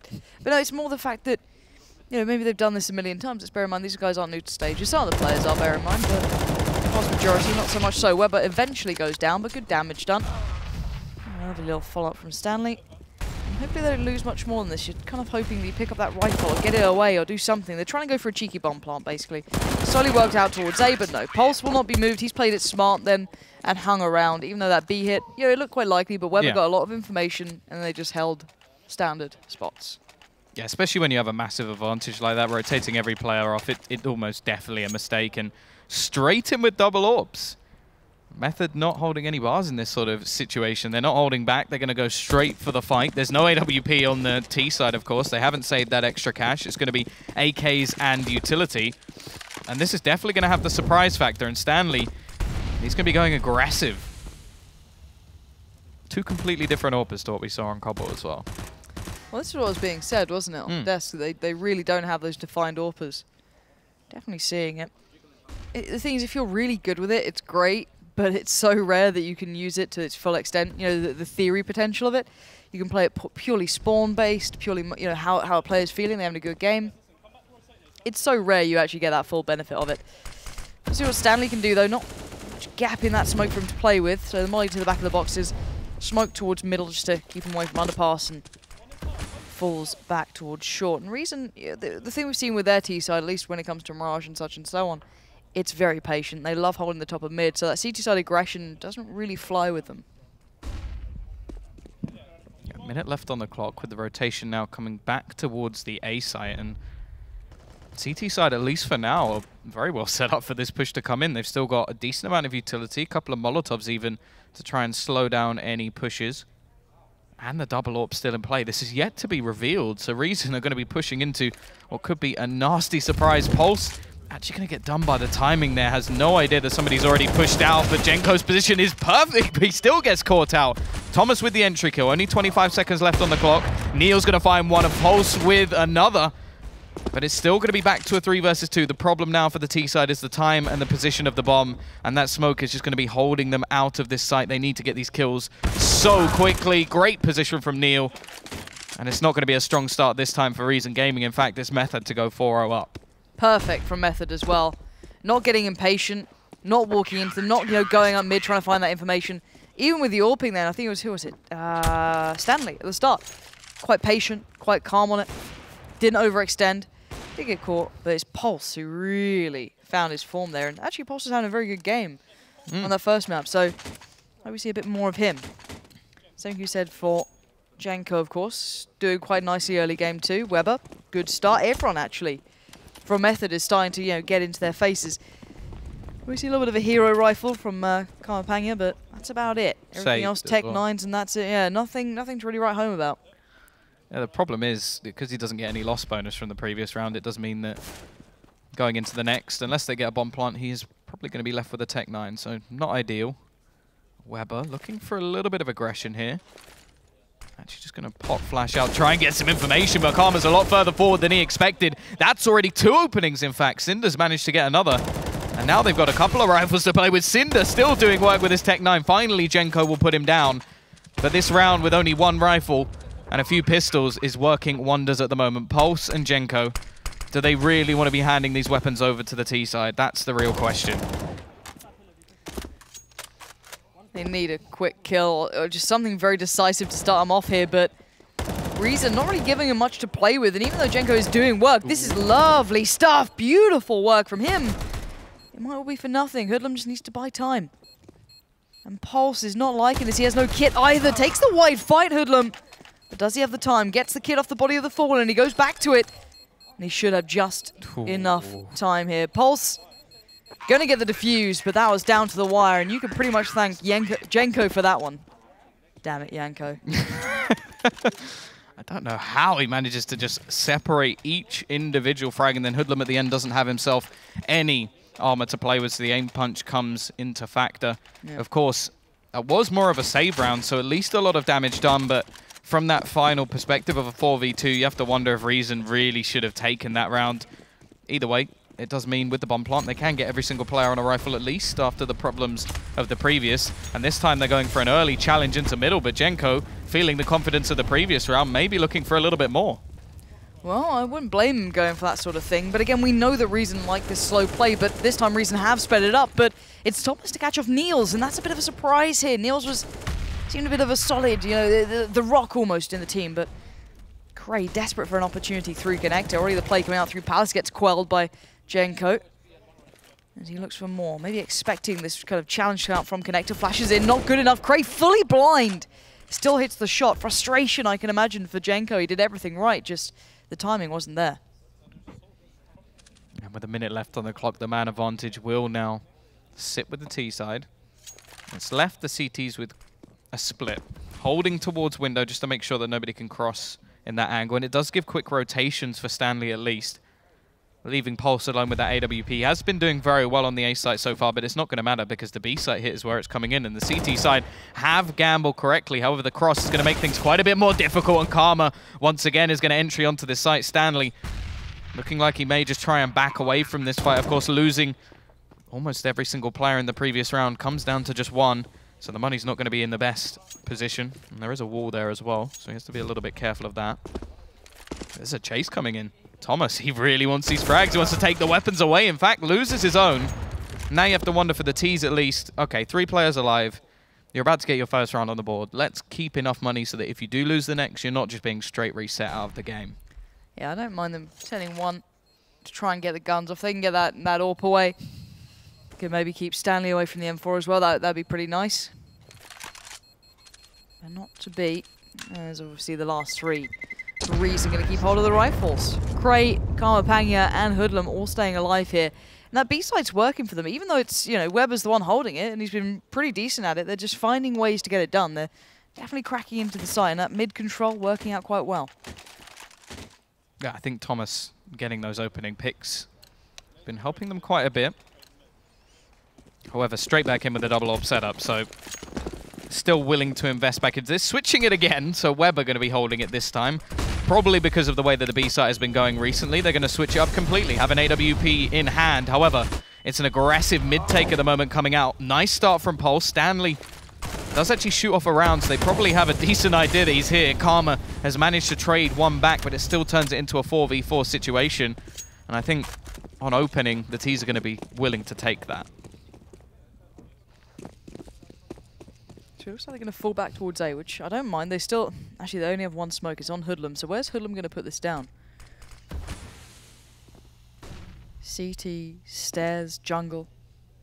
Plenty of opportunity. Well, they could just walk out on this, bear in mind. But they're going to know there's AWPs up. So you have to try and cut off one of these 2. You could straight face CT. You could nade it.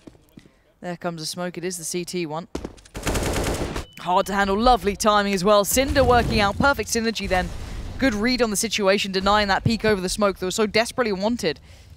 Niels, you're going to fall for the same thing. You're going to hop up there, but no. Molly just actually going out. Bit of a shame then. Now this opens up a chance, but well aware Hoodlum keeps tabs on the smoke that he placed. As Stanley tries to play back in from the back, he will claim 1. Let's kind of hang it down, but where's Weber? A mile away and not really fancying this. Oh, can someone make a book of Where's Weber? I think that'd be amazing, just hiding him in little pictures. Yeah. I'd buy it. Just saying, the marketing team of Method, if you want to make a Where's Weber book, I would purchase it. We'll invest. We're here to save the UKC. Slowly but surely.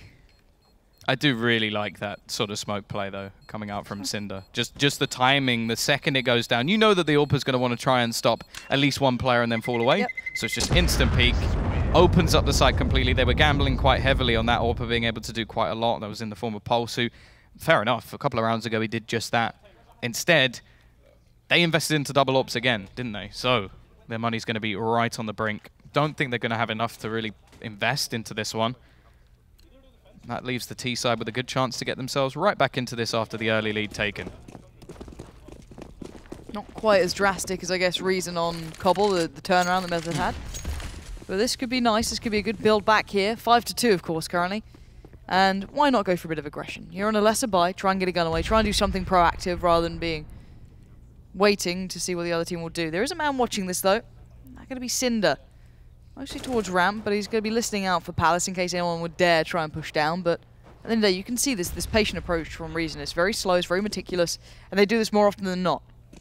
Now, if they do head back round towards A, the only threat is Pulse. Of course, Janko is there, but kind of gets hard to utilize him. He can catch people out. He's holding a bit of an awkward angle. Cinder could be caught off guard here if unawares, but timing is everything. They still have the AWP posted up in middle as well. They have gone heavier over towards the B side of the map, but that was the alarm bell. Pulse goes down.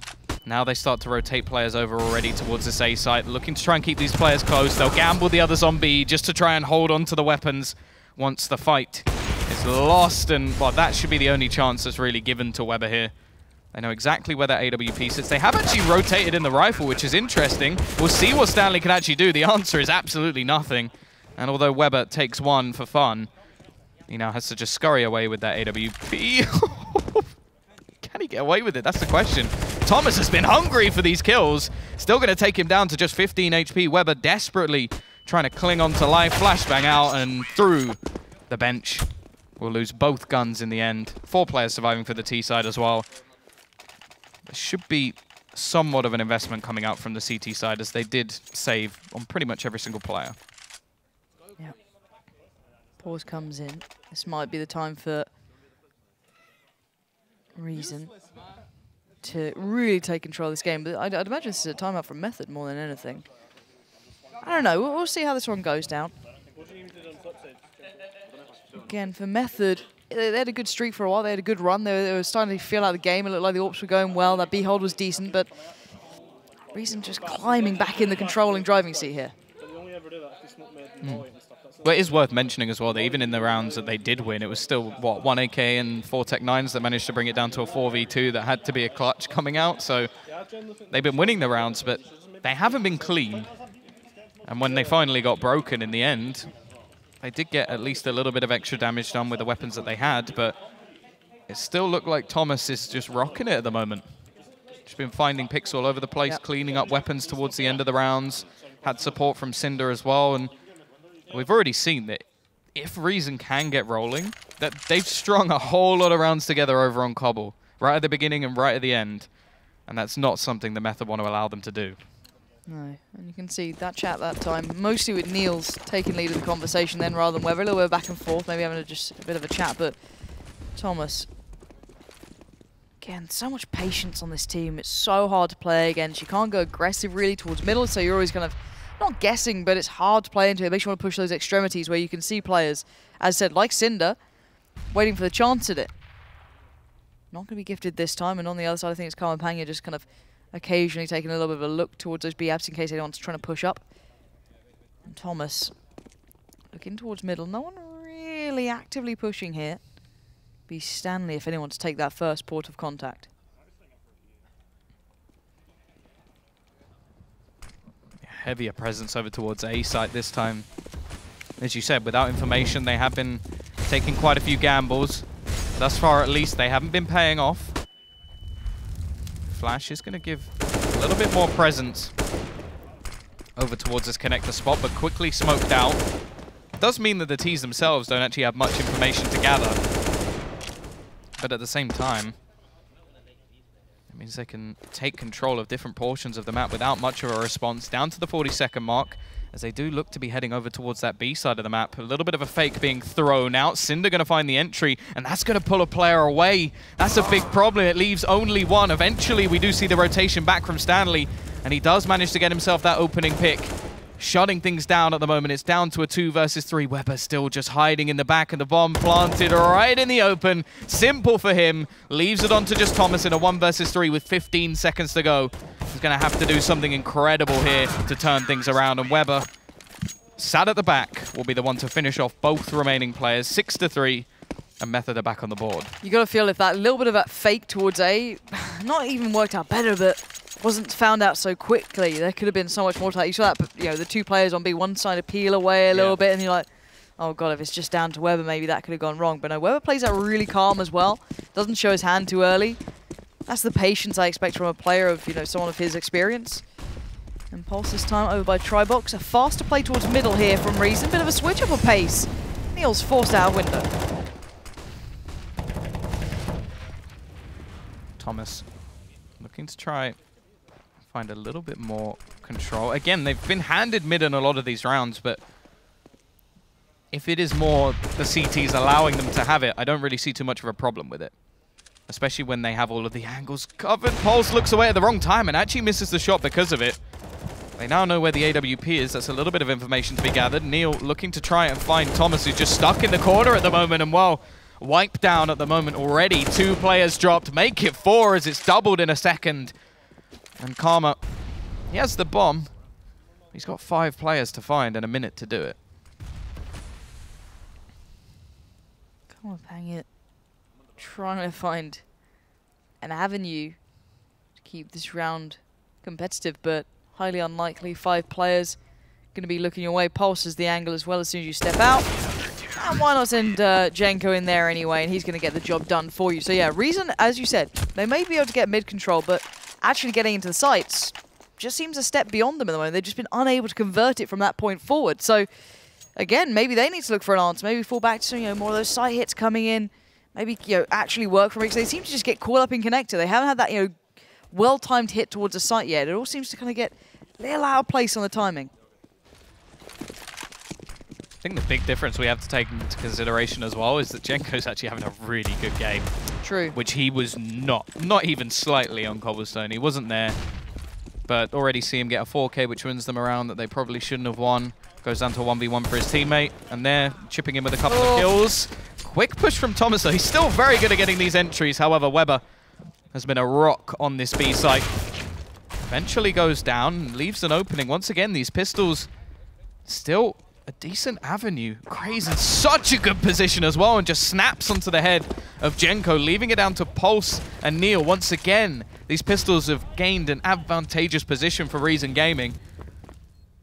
Can they do it again? This time Genko's not there to help them.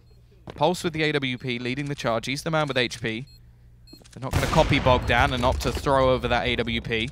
Instead, it's going to go pushing in. Missed shot and quick stuff from Hoodlum and Kray. Pistol steal around. And once again, you have to sort of call into question a few things there for Method. What would you be questioning, Mr. Tom? What's the top of that list? Just more like how the fact that they can just run straight onto short. That's a little bit worrying for me, like, especially when they were initially holding more aggressive angles. Kray's just been sneaky in the backlines, and then I think once it comes down to this 2 versus 3, okay, it worked previously, fine. But you do have to wonder whether it's worth just handing those rifles over towards your opponent. It gets to a point where, okay, maybe we should just make sure our buys are good. That's what you've been winning. Holding off the sites, playing more passively. Why then give them more of an avenue to play with in the next round? I like them going back to more of an A hit, though. I actually prefer this. Reason haven't had that much success through middle. They've had the occasional round, obviously, with the pistols and they're quickening the pace. But the actual gun rounds, they've been a little stumped on it. They're going in pretty dry on this, though. Not much utility put to play yet, but Cinder is coming up with the goods. Genko and Neil's both suffering, and look at that hit coming through. Thomas there as well. Another headliner thus far for Reason. And even Kray going to try and make it hurt towards B. Just there trying to find one. Weber's already low, bleeding.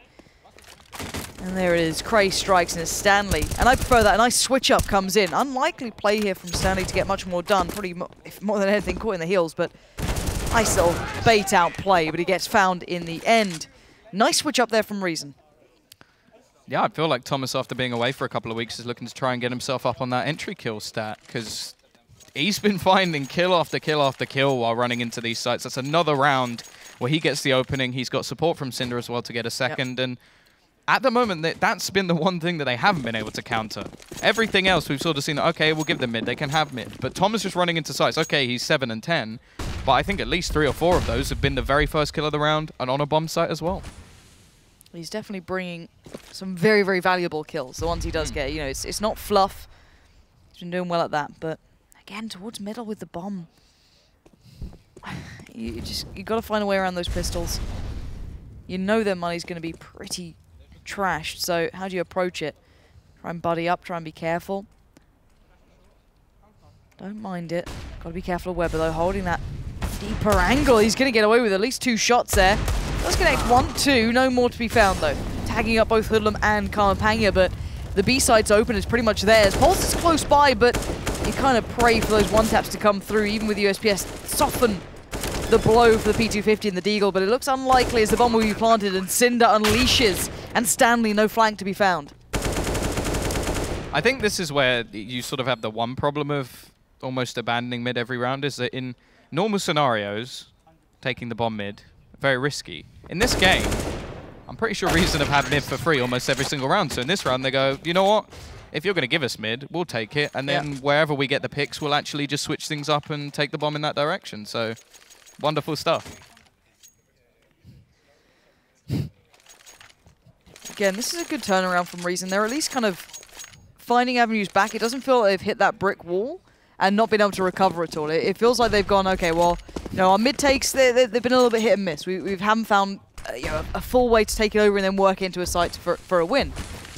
So they've gone, okay, well, what can we fall back to? A bit of a site hit, trying to make it a little bit harder. And look at Pulse. This is Method's reply. A little bit of ramp aggression. Not just him here, but Janko too. This could be a nice touch. Yeah, Pulse up close. Has another smoke. That should tell them he's right there. Thomas almost see a little bit of a reaction going to go spraying through. They have to be a bit careful here. Also the position of Cinder. He's been so good at getting these picks out from Palace as well. Flashbang goes out. Pulse just looking to try and fall back. And we'll be able to do just that. Minute 10 still left on the clock. A whole lot of utility remains for this T side as well. Molotov going to go out onto default. This will force Pulse back, and they're just sectioning off portions of the map. Genko will be able to get away with one. He has been a rock on this site, gets a second as well, but eventually Hoodlum is there to trade. And it's all going to come down to the rotations. There's a quick flank coming in from Stanley. That's probably going to be the most valuable player at the moment. But the remaining two, they sit in CT. They've got to try and find a way back in. And look at Cinder. He's read it. The unfortunate thing is they've actually gone through Palace. Neil's being flashed in here. Not finding anyone instantly. Hoodlum in a bit of a, not necessarily one and done, but it's hard to string together kills. Nowhere to back from. Smash these shots out, finds an angle. Oh, Weber's caught off guard, but he does get the better of him. It's down to a 2v2, but time is ticking. Both players now on the CT side on the site. Not much of a shot at this one. Cinder's going to find one, and Cray is there. It's a great recovery from Reason, finding their avenue back into this game. We haven't seen that switch up yet come out from the other side of Method. We haven't seen them go, okay, well, how do we then adjust this? How do we get the information early? They tried that double play towards ramp. Well, I guess one player did pretty well from it, but there was not, no much longevity to it. But I did like the molly hit that came out from Reason then. There was, what, a molly to stairs, dark, and I guess default as well. So it was quite, instead of the smokes almost, they just went with that. Yeah, and it has been a decent comeback from them as well. They even the scoreline up at 7-7. It's going to be SMGs, an MP9 thrown in. Love a bit of MP9 as well. We'll see if anything can get done with it. Genko actually starts things off with the UMP. But it's going to slow down from here. The bomb's still left in spawn. A little bit of presence over towards mid Palace and in Apps itself. But that man advantage, let's see how the CT side actually play off of it. In most cases, you wouldn't want to see too much more aggression, but with the buy they have, you have to wonder whether it could be the better case. We should see Hoodlum swinging through underpass and maybe just pinch towards A, considering they have Cinder so close up, but with the bomb already kind of lingering towards that A side as well. But it's quite hard to deal with that when you're in Palace. And Nils already spotted Hoodlum towards underpass. And Stanley, of course, will be able to see this from short too. So if they start trying to play out towards connector, he gets uncomfortable. They're going to take the fight on that. Cray should be winning that, but no. 5-7, clearly pretty strong at this point. Molly goes in, Flash comes out, now limited information to be found. But look what Pulse is up to. An attentive, close play towards ramp. Only 38 seconds. If he even has small success here, gets one down, buys a bit of time, it's game on. Yeah, so low on time. Here comes the MP9, but he gets neither. Does some damage at least. Genko's still with a chance to do more. Sprays the first. The second comes in as well from Genko. He's got massive in this round, and it leaves Cray alone. 28 HP. A round stolen by Method using the SMGs. And while, if you look at the man right at the top of the board, you can see, well, you can see the impact he's had just there. 18 kills for Genko, completely opposite to what we saw on the previous map. Yeah, night and day performance from him. Finding impact, doing a lot of, not necessarily the easy kills as well. He's had a couple of rounds where he's been able to farm up a bit of free cash, but even the A hit where he still got 2 from playing in dark when there was a really well-constructive hit came in. The guy gets good kills at this point. He's putting up numbers for his side, which are keeping them very much relevant to this game. You imagine you remove him from this, where do they stand? Do they have a little bit of a similar repeat to the start of Cobble?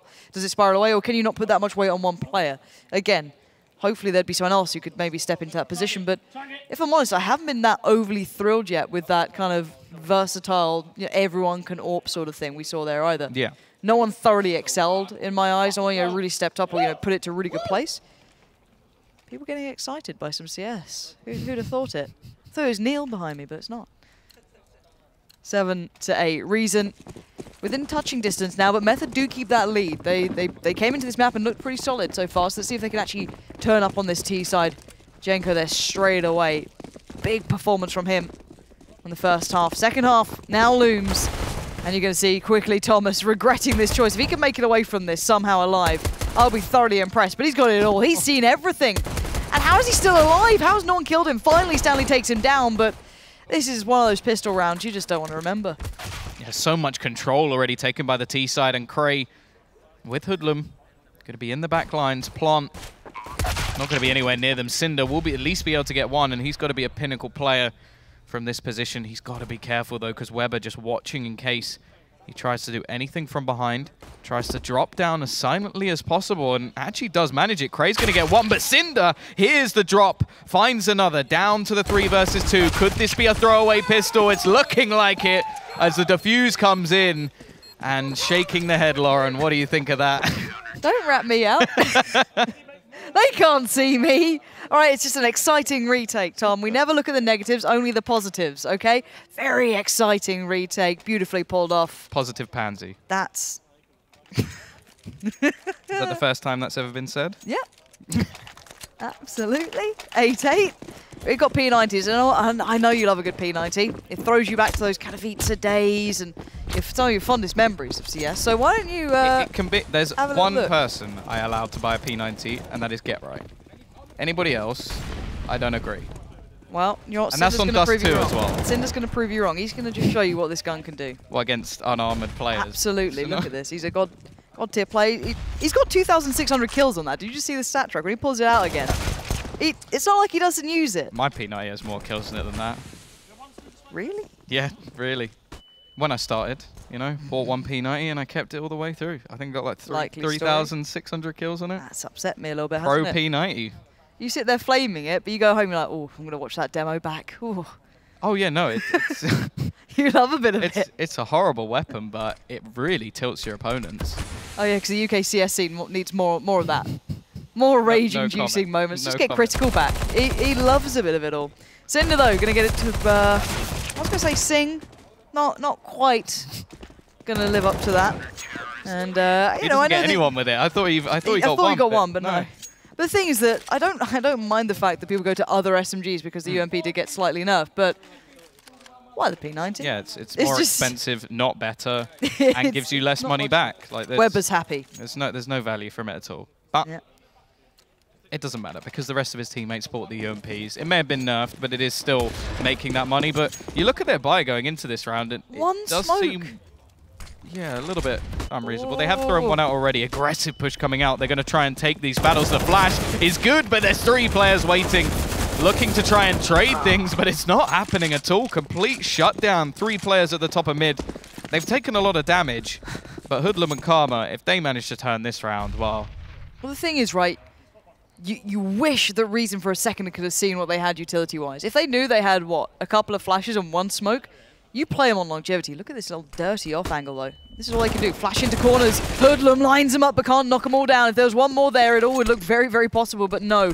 Karma on just that UMP and gets outdone. Paul shows him what he can do. And Method, even with minimal amounts, make it count somehow. Yeah, I think they got a little bit lucky with the strategy that was thrown in there by Reason. 3 players pushing up the top of mid. They win the duels. They had 3 players waiting themselves. Hoodlum almost turns it. Almost. Very, very close. Unfortunately, they didn't actually make a whole lot of money in the sort of rounds. That's what happens when you buy a P90, because you don't actually make much money back, especially if you don't get any kills with it. So they're going to have to go for pistols in this one. Method, more than likely to take the lead in this situation once again. Although, they definitely have made some mistakes versus pistols so far. They should play it out smart. There's no reason to rush anything. Method just group up, play it safely. Just going to take themselves through towards mid. No one's really watching. I guess you've got Thomas playing through connector, and that's about it. No one playing window. No one's actively holding it. No one's going to try and make anything stick. Take this over. They could be doing... I was going to see if they could do... I think they just did the smoke towards deep side connector. So this looks like it's going to be a B hit just purely off of the back of that. But unless Pulse gets good success, he actually spots out Cray. So maybe going to having an idea of what's waiting on the other side. Maybe a stack, maybe a little bit of an info play. Pulse now put on notice. He's not looking too confident. But look at Stanley as well. Just walks right on in. Did he spot one? I think he did. He might just be spraying in for this. But I'm pretty sure he saw Cray there. But doesn't expect the follow-up man. Hoodlum gets a second to get the job done. But it's all... just sell a bit of a fake here. Is look at the B presence. 3 players there. Bomb's about to go down. And Hoodlum and Karma Pangya nowhere nearby. Yeah, Hoodlum has managed to retrieve himself an AK, but that doesn't last very long as Pulse is still lurking around the back lines of A. And Karma now, if he can somehow get that back, there'll be a nice little bonus for them at least in terms of their money. But other than that, doesn't really look like there's too much they can really do in this round. A Method are going to make themselves a little bit of extra cash. Okay, maybe not. Might be losing a little bit. If he can get one more, that would be wonderful, but not going to happen. Eventually, Pulse finishes him off. 3 players surviving. A Method take themselves the lead.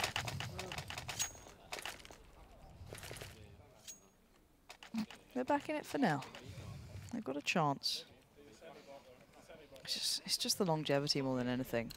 Yeah, there's no disputing that they can certainly do stuff. It was just, Reason's T side looked pretty nice. I quite like the approach from it. See if they can make it stick on the CT side, of course. But looks like Stanley wants to get things going. Very, very quick play, and that didn't work out so well. Good trade from Stanley in the end. He could have gone for the CT smoke from that, but no, smoke's close. Limits information, but also kind of hinders what he can do, but flashes through it. This guy's going wild right now. Pushes in towards Dark, takes a moment to catch his breath, but he does have Pulse with him as well up, playing out from Palace. And the rest of Method responding accordingly. Now the bomb's been picked up. Let's keep our eyes on where that goes, because I like this coming out from Karma Panya, pushing up through the B apartments to a slightly more aggressive position. Not going to allow them that free entry, that free path. It'll set the rest of Reason up to be able to play into this, but oh, Stanley unleashes himself towards A. He's been a solo one-man army here. Thomas the only one to fight back, finding Pulse, but he's trying to just clear a route, allow the rest of his team through, but finally he falls. Cinder's there. 1 minute left, and this is a very, very strange round. He did great things on his own, but it felt like the team was almost ready for it. They didn't believe in it. And now it falls apart slightly. Yeah, they are going to go rotating all the way back around, and Weber should be on the scene really before there's anyone from the CT side. They are holding very passive towards the CT spot. Actually, the push is going to come in. Karma's managed to get across to the site just in time. Has to be wary of short, and especially when he only has that UMP in hand. It's not going to be ideal. Weber, he should have an idea that there could potentially still be someone on the site, but Karma is just going to be holding, and look at the time. It's going to come down to that 15-second marker. If Neil goes for an open plant, this could be absolutely perfect. Peeks out, Karma drops the bomb, and now Weber has 10 seconds to try and turn things around. Molotov dropped onto the bomb, he will retrieve it, goes for the spray, but Karma with the hero play, gets himself 2 kills. The Molotov in at the end was a nice touch. And yeah, just not checking the sights. They expected everybody to be on the other side of the map. To be fair, the timing from Karma to push that position by bench and then just take a gamble, it was one of those lucky plays almost, but a lucky calculated play. You know, if this happens, I'm in the right place, but I have no idea that if it is going to happen. You know, it's one of those where it's very hard to define, but he played it well, put himself in the right place for success. Now this is going to put a little bit of a problem towards Method. Money's not so robust anymore. You've got a couple of Tech 9s. You know, Niels, it doesn't even have any utility, no smokes to play, but it looks like it pretty much defaults you like A. Maybe Weber going to do a slightly closer smoke. I'm curious if it's going to go all the way to CT. If maybe the one towards the middle of the site instead. But here we go. Neil's going to unleash. Spamming away, hoping for a connection, but so far, not so good. Genko, though, going to fight back, finds Hoodlum, and they do get the bomb down towards the site. So bomb plant comes in. They've retained good utility. Weapons are still up. And if Stanley can find one here, doing something a little bit ambitious, that would have been brilliant. But no, backs away from this now. Smoke's thrown in. CT side don't have anything in terms of incendiary, so can't clear people out of angles. T's actually still have a Molotov of their own. Peek out from Genko. Finds himself another one. Leaves it into a 3 versus 4. They're going to go aggressive, however. They've got to be careful in this situation, as now that's a couple of kills back for the CT side. Getting low. Again, Stanley goes big. It's all onto the 1v1. Karma's picked himself up the kit. Tapping the bomb and baits him in. But does he have enough time? No, he does not. So Method are going to take themselves the round. Karma goes down. Damn, that was close. That was very close. What, 2 seconds away, 1 second? Something around that marker. You've got to feel for him in a way, but good time bought again. Good damage done. It's a close game back and forward here. It's hard to call it. No one's really come into their own. No one's taking strides in the right direction. It's back and forth, and you know what that does though to a CT side economy. It's going to be incredibly draining. I say a bit of investment, a decent investment from Hoodlum coming in. 5-7 full armor. Cinder just no head armor. Thomas as well going in on this. They're buying up pretty heavily. So again, we've got to hope that they can do something with it. We've already seen 1 Zeus kill today. Karma going to be attempting another. Currently playing over towards the B side, so I'm interested to see how that will work. He's going to try and hold around the angles, possibly just wait over towards the van. However, in these sort of rounds, Method should have a decent idea that the economy is not going to be good for a reason. Patience from Pulse. Gets himself one, but actually quickly traded out. Luckily, there's not really anything to be picked up. And the rest of his team looked like they were about to go all in onto that B site, but quickly changed their mind. Look at the rotation. Hoodlum. All the way in those back lines as well. Going to be able to give so much over towards his team, although Stanley is waiting. Not going to be expecting it, and simple kill. And this could even force a rotation back. It would be quite a nice idea, in fact, after catching the player pushing so aggressively. However, T-side look dedicated to B. I guess they don't... They've got a good idea, but you almost don't want to do that. Oh, Karma Panger, please. Please do this. Make me happy. How? How on earth does he get away with that? Great, not with much hope in this situation, but that still has to be so annoying, just running around. Drop the gun at least. All smiles on Method. He just looks so desperate to get the Zeus kill. So he's sort of like hopping around like, please, someone come close enough, please. Finally finds one. Jesus. This is it's one of those games where it's just such a slog, isn't it? Still don't have enough. And Niels, it's weird, isn't it? It's either, you know, Csgo has a sick game and Niels just falls off completely, or, you know, vice versa. It's Maybe they just switch names. It's always one player who's actually playing very well. Do you know what? Maybe that's it. You've just unraveled the mystery. Mind blown. Cinder actually still gets one. This is bare minimum investment, even less than we saw in the previous round.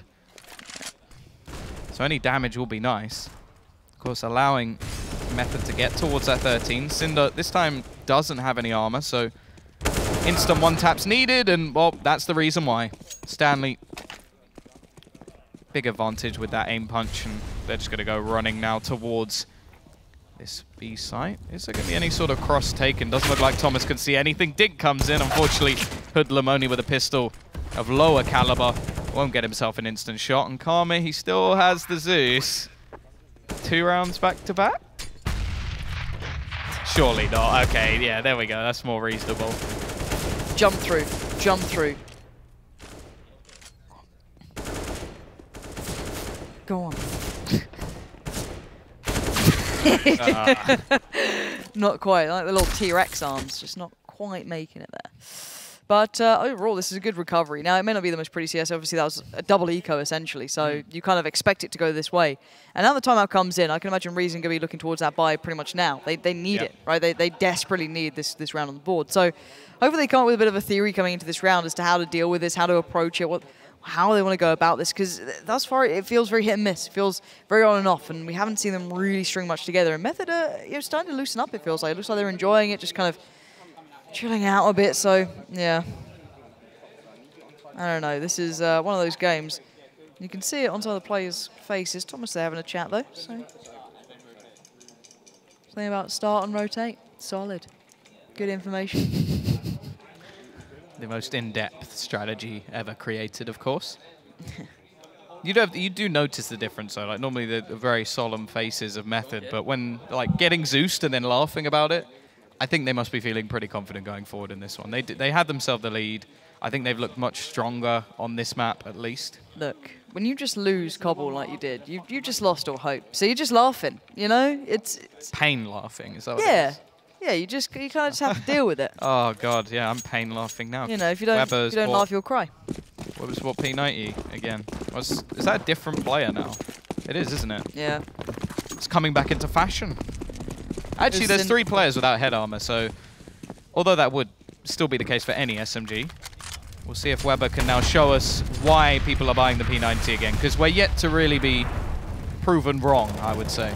Moving accuracy is decent, rate of fire is decent. I guess if you're jumping out here and just spraying in, okay. Almost. Yeah, no trade though, that's another problem. Genko's there, and there we go. Finally, Genko does what they needed. Maybe a kill or 2 earlier, but still, job done to a degree. 2v3, no real safe plant here at this point, but there's no projectiles left in the utility, so nades to worry about, or mollies. Now, how do Method hold this? Always going to have one avenue of approach they can't fully watch. Neil's going to just play by the door. Watch for the push through from Kitchen, but Thomas is there. Lovely work from him, and Niels just has to swing on this. He has to go big. And he does get 2, but the third's just out of reach. Hoodlum plays it well, and well enough to get Reason back in this. That would have been one hell of a way to step up in this match, but not going to be the case. Bomb goes down, so extra money will be made, and after winning 3 rounds in a row, they should still have enough to get an investment in. CT side, of course, only a couple behind, but yeah, it's going to be the Bank of Stanley that actually bails out Method in this situation. So it does mean that although they've got a little bit of cash, and a bomb plant would still give them enough to have something in the next round. Yeah. This is Reason's chance. This is the point where they need to get back into the game. They lose this one, it's done, and Thomas, that's the start we're looking for. He's picked up the AWP, he's stolen it away, and well, he's trying to play that star role. Well, yeah, most of the time we saw Karma Panga running it, but this looks like maybe it's a Mirage thing, maybe a Spawn thing, maybe he's just feeling like he can actually make some work happen. Yeah, exactly. So it was dropped to him, bearing in mind. So we'll see.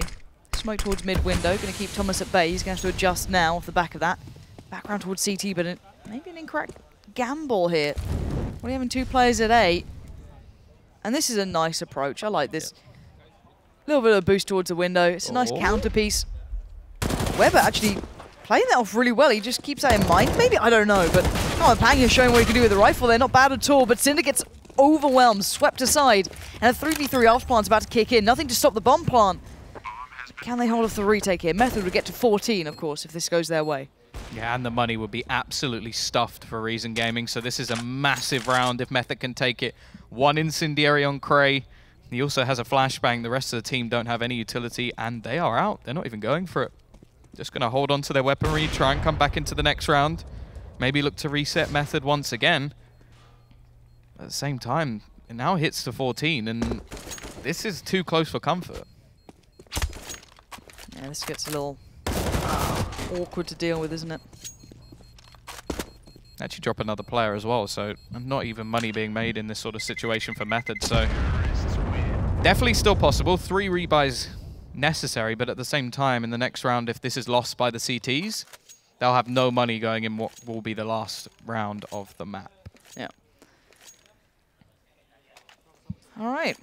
14 to 11.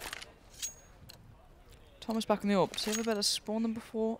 Janko as well with a decent A spawn. No, so just maybe Thomas just drop likes an XM. That's a new one. Like, buying it for yourself is one thing. Dropping an XM, that's another. Enjoy, mate. Now he's like, have a go on that, Cinder. I'm all right without it. I've gone from AWP to shotgun.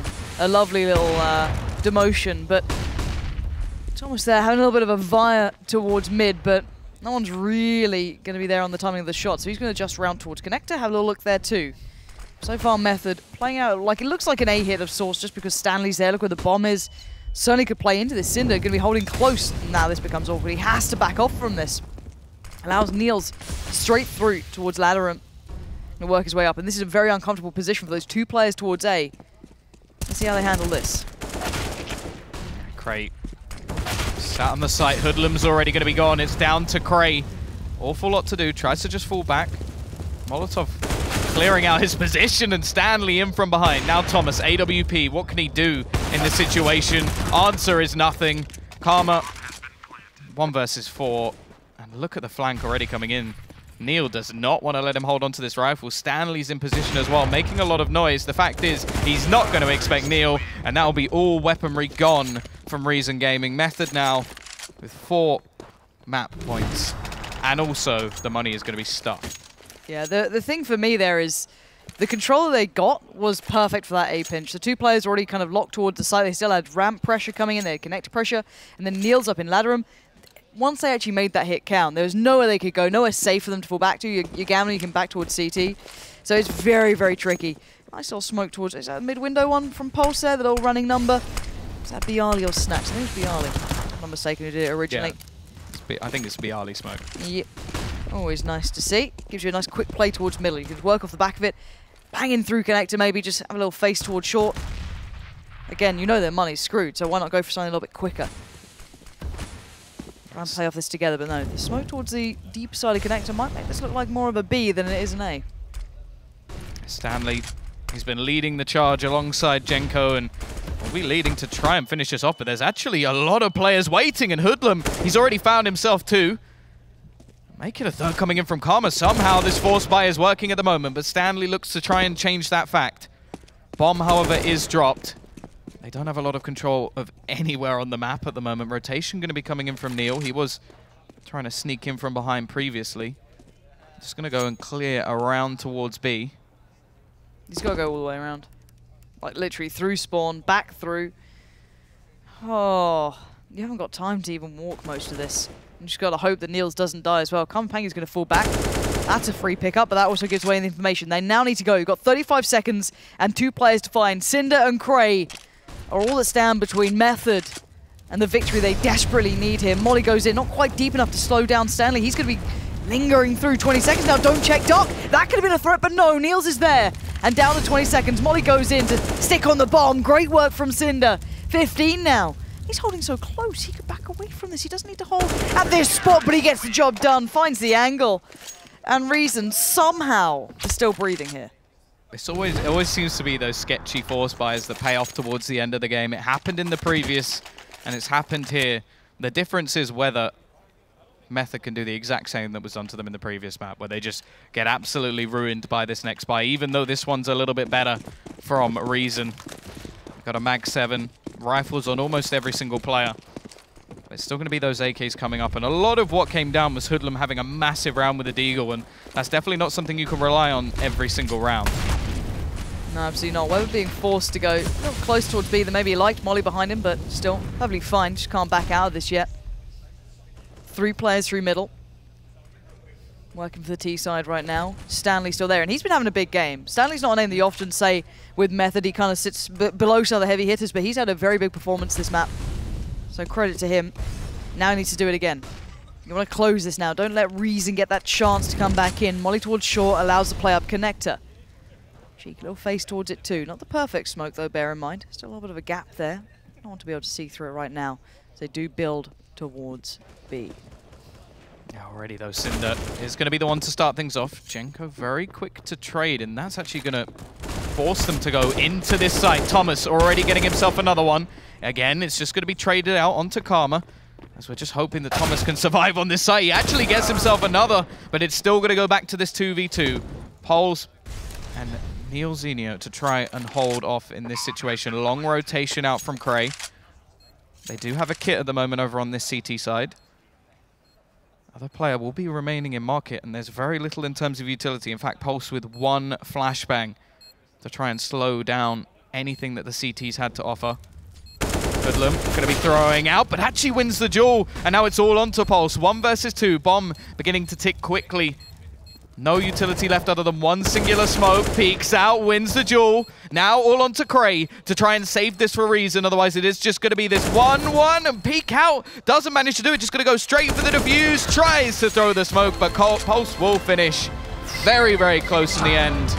But it is going to be Method. 1-1. I think everybody was wrong. But in the end, doesn't even matter. That was one of those games that just ended so sloppily for both sides. Now, Method did grind it out at the end, but you feel there was moments where that could have spiraled either way if their money just trickled away. So many close moments between the two. Good to see Django picking up the performance. A little quiet on that first map. They're obviously well and truly alive in the second. And of course, a couple of the other players as well having good performances Stanley. all around. Yeah, very much. Not exactly a name that you often hear being said with that side, of course. Normally other players do take the spotlight, I guess, but he really put up a good show for us there. So all in all, a bit of a 1-1 set coming through. But, you know, Method finally seemed to, turn up and do what they were meant to be doing. But I think it's time to head over to the desk and hear what they had to say about that beautiful game of CS. Beautiful game. No reason to panic, they say. Method come back and win map 2. It finishes 1-1 in the end. Neil Zenio finally with a cheeky little smile on his face. Cinder not really knowing what has happened to Reason. In the end, finishes 16-12 on Mirage, which is oddly enough the map that Reason chose. So both teams losing the map that they chose. Joining me on the panel, got Henry and Thorin. An interesting game, that one. Swung back in Method's favour. Look at the smile on Henry's face. I'm so happy. It finally happened. No, it was a weird one again. It was one of those performances from Method. They started off very well, got the 5-0 start. You think, okay, great, they've turned up. But then all of a sudden, it's this time as Nilzina drops off. You see Yenko having an amazing performance. He actually looked very good. So I take back my forward criticism. I thought, okay, what's he living on up to? average, he's lived up. Yeah, so in the middle, he's looking all right. So that's what I'm happy with. And Webber looked very good as well. But yeah, a strange game. So many clutches there, and we kind of expected. When I went into that game, I was hoping that we'd see lots of CT aggression coming in from the Method side. Didn't really see that much. We didn't really see much dynamic play from the CT sides generally. I don't think it was very default across the board, and the AWPs didn't really play a massive factor there at all. I was expecting to see a lot more of them. We didn't really have many AWP battles there whatsoever, so that was quite interesting to know. Mirage definitely lends itself to the AWP. A few kills here or there. We can see Pulse trained enough building the weapon, not known to be an AWPer, but as we mentioned going into this one, this team, that's one of their flaws, I would say at this point, not having a main AWPer. And that was up and down for them, but they managed to get a win here, split the series. You could see from the reactions that they didn't start cheering or celebrating. It was like, well, at least we got a map here. At least we didn't lose. Yeah. I think that's more than at least we did. There you go. I mean, did they execute the map as they should do, Thorin, in your opinion? Well, the funny thing is, as I told you, like our sources were telling us it was on the T side where Method had switched up some things. You know, they had a bit of a better game, but obviously the CT side was actually where they did most of their work. I think ultimately, when you consider that this is the pick of Reason, that's why you have to initially go ahead and say Reason didn't really play such a great game on this one. I mean, they've done great to win the opponent's map. They're coming into their own pick. You think starting on T side, ideal, right? You just get going pretty well, then you know how many CT rounds you need, and this should never have been kind of like a slap-down, drag-out game like it was.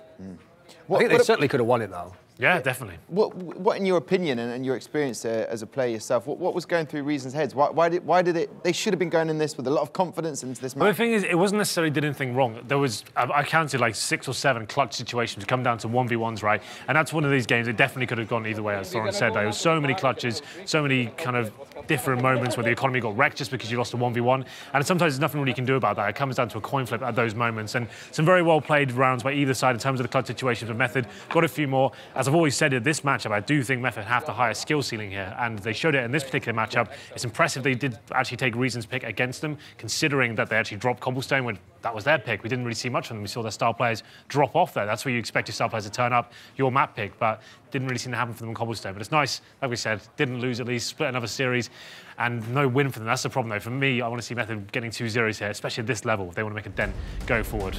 Definitely.